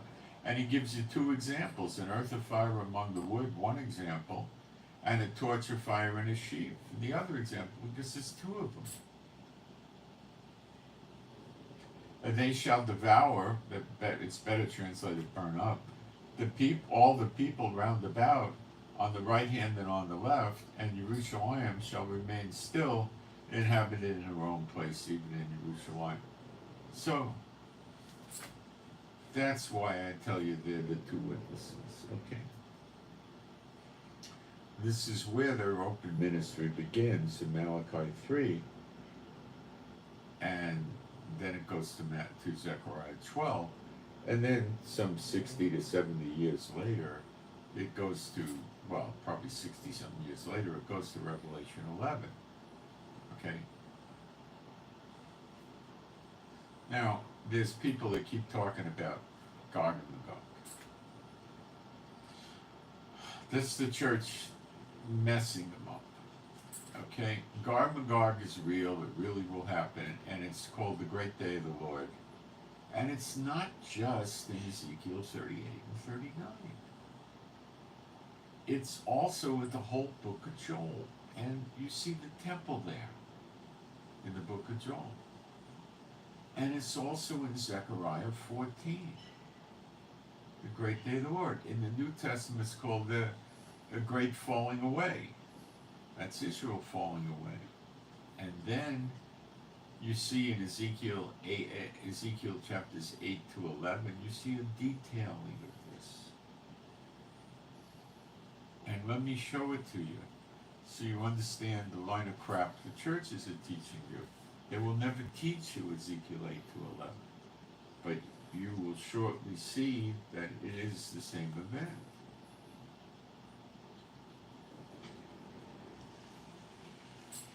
Ezekiel 8:1, and it came to pass in the 6th year, in the 6th month, in the 5th day of the month, as I sat in my house, and the elders of Judah sat before me, that the hand of the Lord, that the hand of Adonai Jehovah fell there upon me. Then I beheld, and lo, a likeness as the appearance of fire, and from the appearance of his loins, even downward fire, and from his loins even upward, as the appearance of brightness, as the color of amber. And he put forth the form of a hand and took me by a lock of my head. Now that's why the Hare Krishnas grow the lock of hair, so God could pick them up. Seriously, that's why they did it. Nonsense, but that's how they rationalize it. And the Spirit lifted me up between the earth and the heaven, and brought me in visions of God to Jerusalem, to the door of the inner gate that looketh towards the north, where was the seat of the image of jealousy, which provoketh to jealousy. This is the abomination of desolation. It's in the Hebrew called something different here. It's called an image of jealousy. It's the same thing. Where is it set up? It's set up, there's a temple, there's an inner courtyard, an outer courtyard. On the north, there's a gate. And it's probably a covered gate, a substantial gate. And it connects the inner and outer courtyard, and that's where this abomination of desolation, or image of jealousy, is set up. And let's read more. And behold, the glory of God of Israel was there, according to the vision that I saw in the plain. Then said he unto me, Son of man, lift up thy eyes now the way towards the north. So I lifted up my eyes the way towards the north, and behold, northward at the gate, at the altar, this image of jealousy in the entry. The gate of the altar. So it was the gate from the outer courtyard to the inner courtyard, and the altar was in the inner courtyard outside the temple, but in the inner courtyard. Now, no other temple matches this architectural layout. It doesn't match Solomon's temple. Zerubbabel's temple didn't even have courtyards, and it doesn't match Herod's temple. This is the next temple, and it's not New Jerusalem. It says in Revelation either 21 or 22, there is no temple in New Jerusalem. There's no need for it, because Yeshua is the high priest in the order of Melchizedek. He did a sacrifice once. No need for any further sacrifices. So there are no more sacrifices when Yeshua returns. Not till then. He said furthermore unto me, Son of man, seest thou what they do, even the great abominations that the house of Israel committeth here, that I should go far off from my sanctuary, but turn thee yet again, and thou shalt see greater abominations. So they're trying to get rid of the glory of God of Israel and make them leave the temple by doing these abominations. They can't kill the glory of God of Israel. That's Michael. They can't beat him up. They can't hurt him. They can just insult him enough where he leaves the temple. Getting the Israelis to do such bad things, God removes the glory of God of Israel from the temple. And that's the desolation. He's no longer there. And the offerings stop. That's the book of Joel. And he brought me to the door of the court, and when I looked, behold, a hole in the wall. Then said he unto me, Son of man, dig now in the wall. And when I had digged in the wall, behold, a door. And he said unto me, Go in and behold the wicked abominations that they do here. So I went in and saw, and behold, every form of creeping things, and abominable beasts, and all the idols of the house of Israel portrayed upon the wall round about. They were trying to provoke the glory of God of Israel to leave the temple. And there stood before them 70 men. Please pray that my jaw gets in place and stays there. It keeps periodically clicking. Please pray that that heals up. Thank you. And there stood before them 70 men of the ancients of the house of Israel.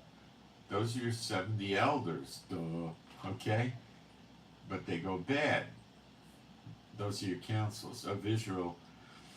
And in the midst of them stood Jazaniah, the son of Shaphan with every man his censer in his hand. Now we don't know this Jezaniah, it never mentions him anywhere else. We really don't know much about this character at all. In his hand, and a thick cloud of incense went up. Then said he unto me, Son of man, hast thou seen what the ancients can mean elders. There's 70 councils, 70 elders, something like that, right? Okay. Hast thou seen what the ancients of the house of Israel do in the dark, every man in the chamber of his imagery? For they say, Jehovah seeth us not, Jehovah hath forsaken the earth. Which of course is not true. He said also unto me, turn thee yet again, and thou shalt see greater abominations that they do. Then he brought me to the door of the gate of the Lord's house, which was towards the north, and behold, there sat women weeping for Tammuz. Tammuz is the sun god. His mother is Easter. Tammuz, mythological birth date is December 25th, Christmas. Draw your own conclusions who the December 25th Jesus is in the church. But just remember this. If Satan wanted the people to worship Tammuz, the sun god, would he not move the Sabbath day to Sun Day? Ezekiel 8:15. Then said he unto me, Hast thou seen this, O son of man?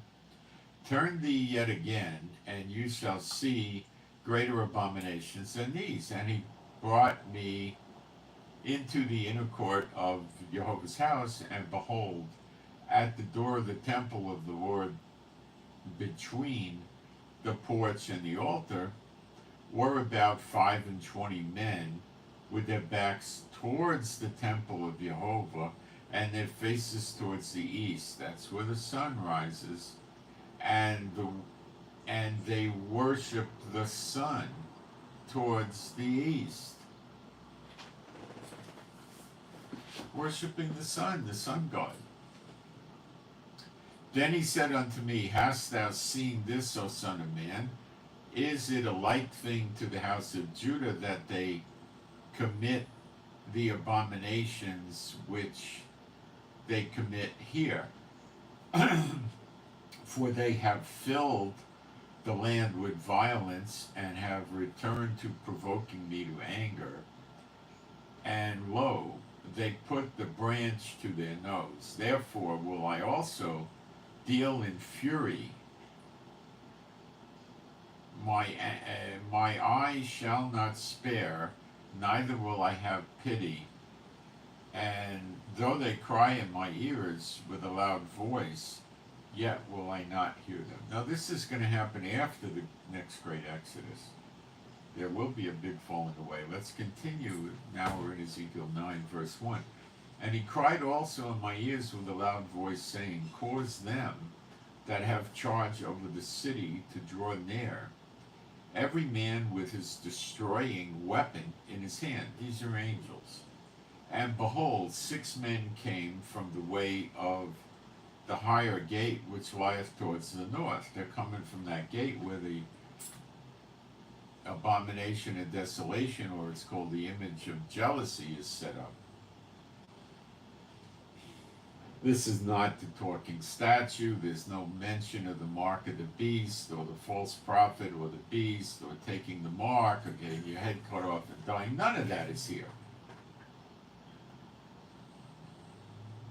But let's continue. But it does go on, but I don't think it goes on in Israel. That's the tribulation on the nations, I think. That's the way I see it playing out. Which lieth towards the north, and every man a slaughter weapon in his hand. And one man among them was clothed with linen, with a writer's ink on by his side. and they went in and stood beside the brazen altar. The brazen altar is in the inner court. It's to the south or the left of the steps going up into the actual temple. It's to the left and kind of forward towards the east, kind of southeast of the steps, maybe like that kind of area. And the glory of the God of Israel was gone up from the cherub wherein he was to the threshold of the house, and he called to the man. So he's leaving the temple. This is the glory of God leaving the temple. And he called to the man clothed with linen, which had the writer's inkhorn by his side. And the Lord said unto him, Go through the midst of the city, through the midst of Jerusalem, and set a mark. Now the word mark can mean the name, like, the old English, right? Davy Crockett Days, Daniel Boone. You're going to make a contract to sell cattle or buy a house, to say, put your mark here. Well, a lot of people think they just made an X. Well, put your mark there means put your name there. So it could be Jehovah's name, most likely it is.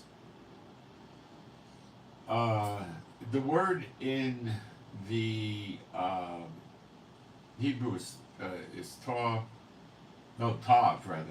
it's a vet. Strong's number 8420, and let's see what Strong's does with that in English.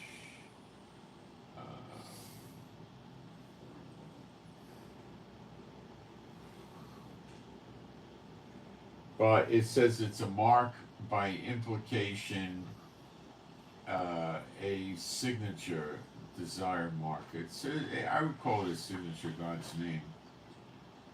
A mark that represents God. Upon the forehead of the men that sigh and that cry for all the abominations that be done in the midst thereof. And to the other he said in my hearing, Go you after him through the city, and smite. Let not your eye spare, neither have you pity.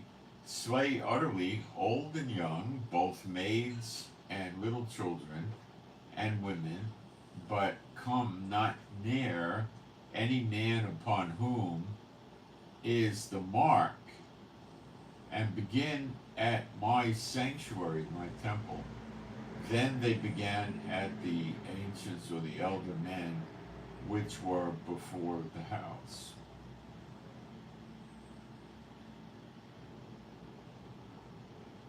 And he said unto them, Defile the house, and fill the courtyards with the slain. Go you forth.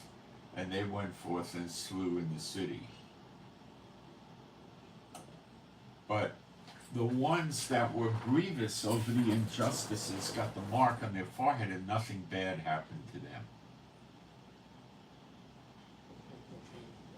And we see this manifested in Zechariah 14, which is the great day of the Lord. And I'll read it to you. It's not hard to understand. Behold, the day of Jehovah cometh, and thy spoils shall be divided in the midst of thee. For I will gather, this is not Jacob's trouble, great is Jacob's trouble, and he shall be saved out of it. They're not all getting saved out of it here. For I will gather all nations. This is Jacob's trouble now. The siege against Israel. This is going on now. It's the beginning of it. It's rather advanced. It's not really the beginning, it's advanced already. And I will gather all nations against Jerusalem to battle. And the city shall be taken, and the houses rifled. Now, if the city's taken, the house is rifled, there's going to be a lot of blood, I guess. And the women raped, there'll be a lot of blood. And half of the city shall go forth into captivity. Now, when it says a time at times and a half a time, it isn't talking about captivity. The first time, it's Egypt. The second time is Babylon. The third time is the Romans, 70 AD. And the half a time is right here. Okay? And the women ravished, and half the city, Jerusalem, shall go forth into captivity. This never happened in the past, where half went into captivity, but it happens now. But let's keep reading and open it up more. And the residue of the people shall not be cut off from the city. So the other half, or the leftover from the half that were killed and taken into captivity, the ones that are still there, are not cut off from the city. Why? Because the mark is placed in their forehead, and no evil falls upon them. They don't have to leave. They can't be touched. This is not how the church teaches Gog and Magog, but it is Gog and Magog. Then shall Jehovah go forth and fight against those heathen as when he fought in the day of battle. When do you ever remember Yeshua fighting in the day of battle in the Bible up until this day? It never happened yet. It's not Yeshua, it's Jehovah. But it's the glory of God of Israel, who's the angel that God put his name in Ezekiel 23 verse 20, which is Michael, and he was with Moses and Aaron in the wilderness.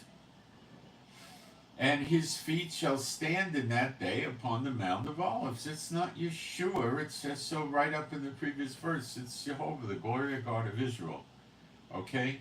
Let me keep giving it to you. You'll see it come together. And his feet in that day shall stand upon the Mount of Olives, which is before Jerusalem on the east. It's a third of a mile away. And the Mount of Olives shall cleave in the midst thereof, towards the east and towards the west. And there shall be a very great valley, and half of the mountain shall remove towards the north, and half of it towards the south. And you shall flee to the valley of the mountains, for the valley of the mountains shall reach unto Azal. You shall flee like as you fled from before the earthquake in the days of Uzziah, king of Judah, and the Lord my God shall come, all the saints with thee. Okay, all the saints with thee. Okay, Kadosh, all the holy ones with thee. And it shall come to pass in that day that the light shall not be clear nor dark, but it shall be one day which shall be known to Jehovah, not day nor night, but it shall come to pass that evening time it shall be light.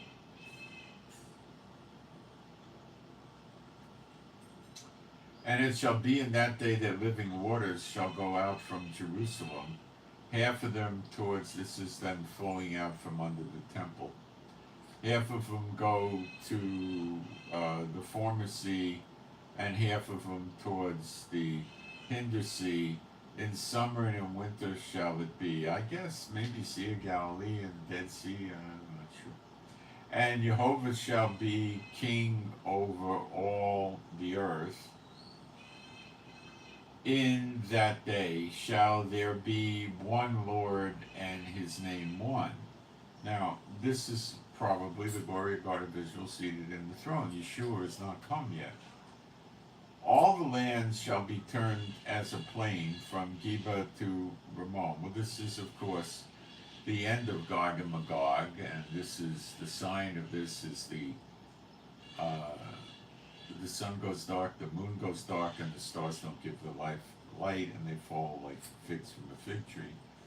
And this is the new heaven and the new earth, from Geba to Ramon, south of Jerusalem, and it shall be lifted up and inhabited in their place, from Benjamin's gate unto the place of the first gate, unto the corner gate, and from the tower of Hanalel unto the king's winepress, and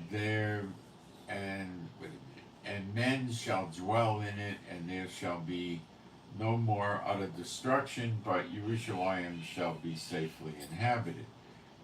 And this shall be the plague wherewith Jehovah will smite all the people that fought against Jerusalem. Their flesh shall consume away, and their shall consume away while they stand upon their feet, and their eyes shall consume in their sockets, and their tongue shall consume away in their mouth.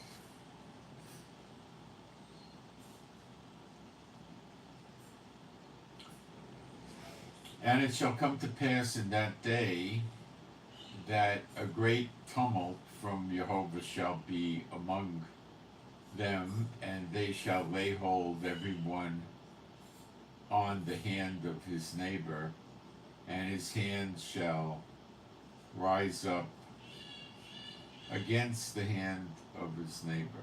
And Judah shall fight at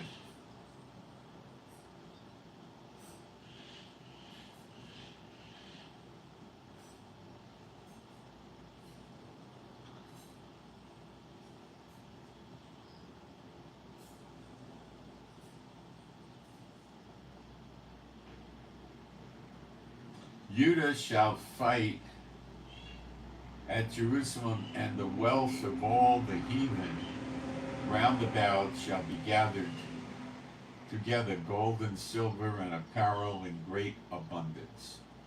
And so shall be the plague of the horse, of the mule, of the camel, and of the ass, and of the beast that shall be in these tents as this plague. And it shall come to pass that every one that is left of all the nations which came against Jerusalem shall even go up from year to year to worship the King, the Lord of hosts, and to keep the Feast of Tabernacles. And it shall be that whoso will not come up of all the families of the earth unto Jerusalem to worship the King, Jehovah of hosts, even upon them shall be no rain. And if the family of Egypt go not up and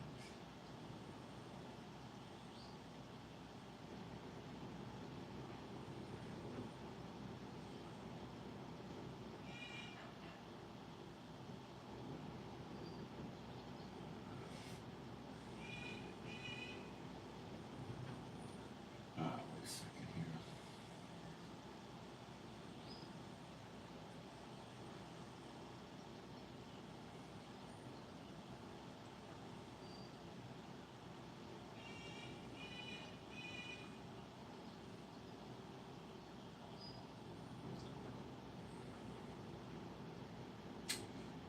The punishment of Egypt and the punishment of all nations that come not up to keep the Feast of Tabernacles. In that day there shall be upon the bells of the horses holiness unto Jehovah, and the pots in the Lord's house, that would be for sacrifices, shall be like the bowls before the altar. Yea, every pot in Jerusalem and in Judah shall be holiness unto Jehovah of hosts, and all they that sacrifice shall come and take of them and seethe therein, and in that day there shall be no more Canaanite in the house of Jehovah of hosts. So, that's also the same Gog and Magog. They just don't teach it to you, but that doesn't mean it's not there. Now let's go back into Ezekiel, and we'll jump forward to Ezekiel 11.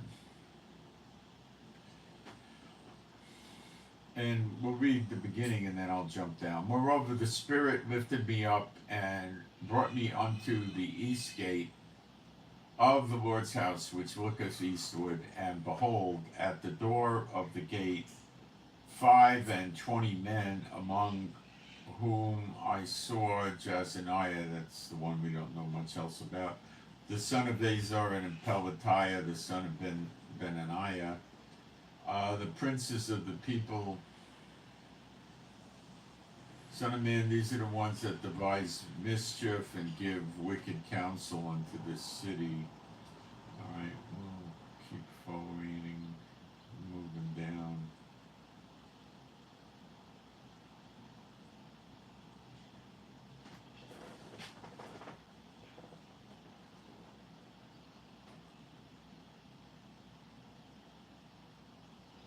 We'll jump down to verse 8. You have feared the sword, and I will bring a sword upon you, saith Adonai Jehovah. And I will bring you out of the midst thereof, and deliver you into the hands of strangers, and will execute judgment among you. You shall fall by the sword. I will judge you in the border of Israel, and you shall know that I am Jehovah. Thus, this city shall not be your cauldron, neither shall you be the flesh in the midst thereof. But I will judge the border of Israel, and you shall know that I am Jehovah, for you have not walked in my statutes, neither executed my judgment, but have done after the manners of the heathen that are round about you.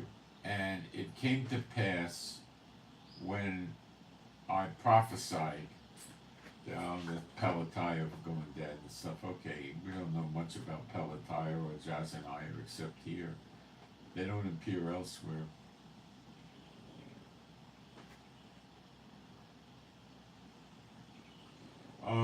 Verse 15, Son of man, thy brethren, even thy brethren, the men of thy kindred and all the house of Israel, holy are they unto whom the inhabitants of Jerusalem have said, Get you far from Jehovah, unto us is this land given in possession. So they're discriminating against the ones that are really serving Jehovah.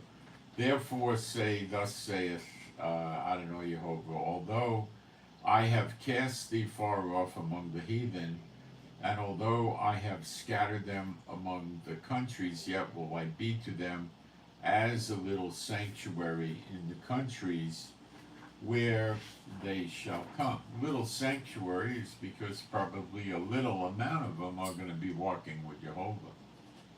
Therefore say, thus saith Adonai Jehovah, I will even gather you from the people, and assemble you out of the countries where you have been scattered. And I will give you the land of Israel. Amen. And they shall come thither, and they shall take away all the detestable things thereof, all the abominations thereof from thence. And that's probably going to happen in the next few weeks or so, several weeks or whatever. We'll be taking down the abomination structures. And I will give them one heart, and I will put a new spirit within you, and I will take the stony heart out of their flesh, and will give them a heart of flesh. This is Jeremiah 31, and this happens in Zechariah 12, when they have the Spirit poured out on them, and then they look upon the one whom they have pierced. And 1 John 3:2, when you see him, you will be like him, so we become like Yeshua. So we have a heart of flesh, and he puts the law in our heart. And there still is a falling away. Remember, the angels fell away too. That they may walk in my statutes and keep my ordinances. So this Gog and Magog is the result of the testing of them, and they go astray, quite a few of them. And they selectively get killed because God no longer punishes the children for the sins of the fathers. That's in Jeremiah 31. They all get punished for their own individual sins. So the people that are not sinning have the mark placed on their forehead, and no harm comes to them.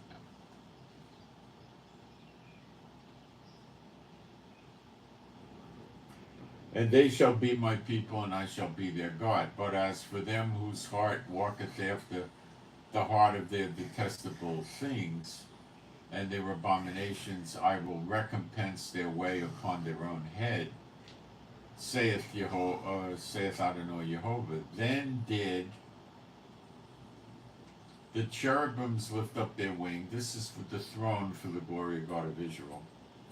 And the wheels beside them, and the glory of the God of Israel was over them above.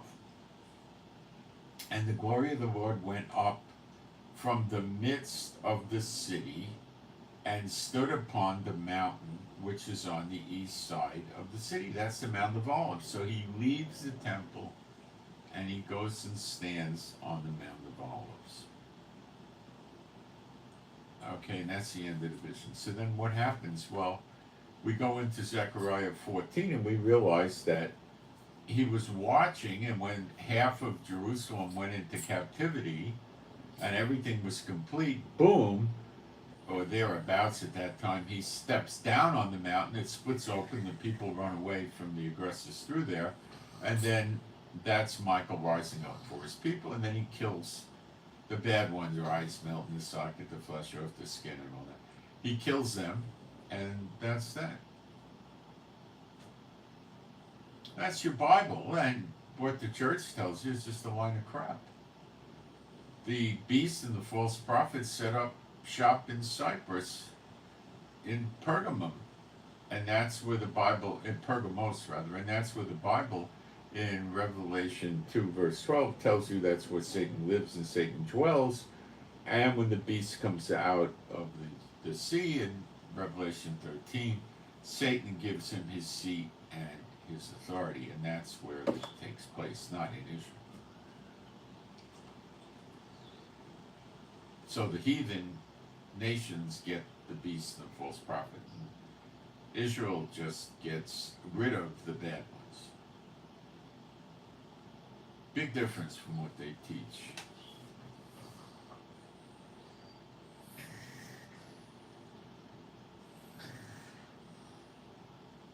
Let's see if I have any questions. I do take questions, so I'll go through the chat and see if anybody put anything up.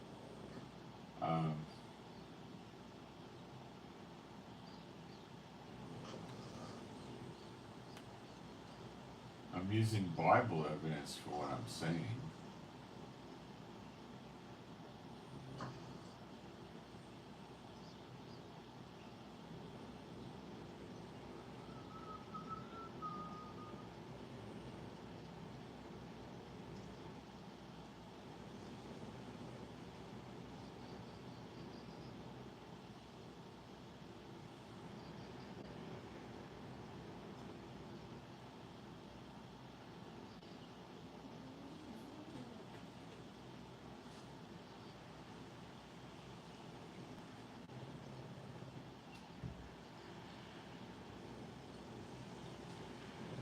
That's what the Bible says, 6 days, right?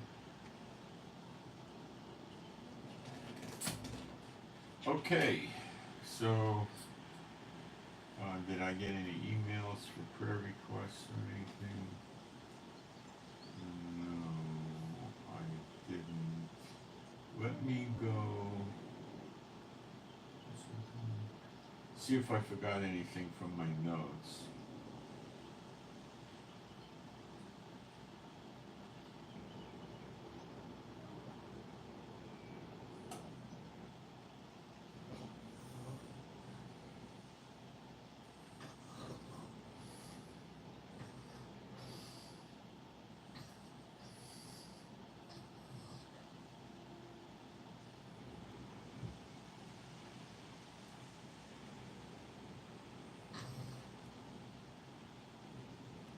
Okay, there's some toss requests I have here.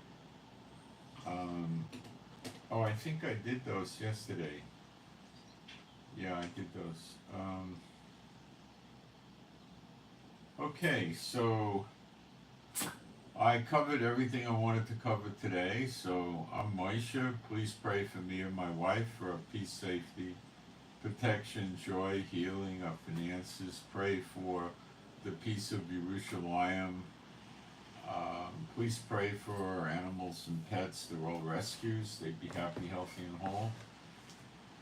Pray for better videos. Could always be improved. And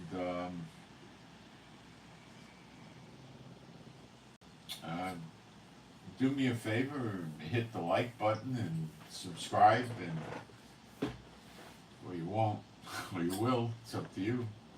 And at that, I'm going to close out, and I send my shalom to all those who love Yeshua HaMashiach, and I hope you got something out of this. And you can always email me questions. Email address is the bottom of the description box and it's high up in the chat. And thank you. I'm out.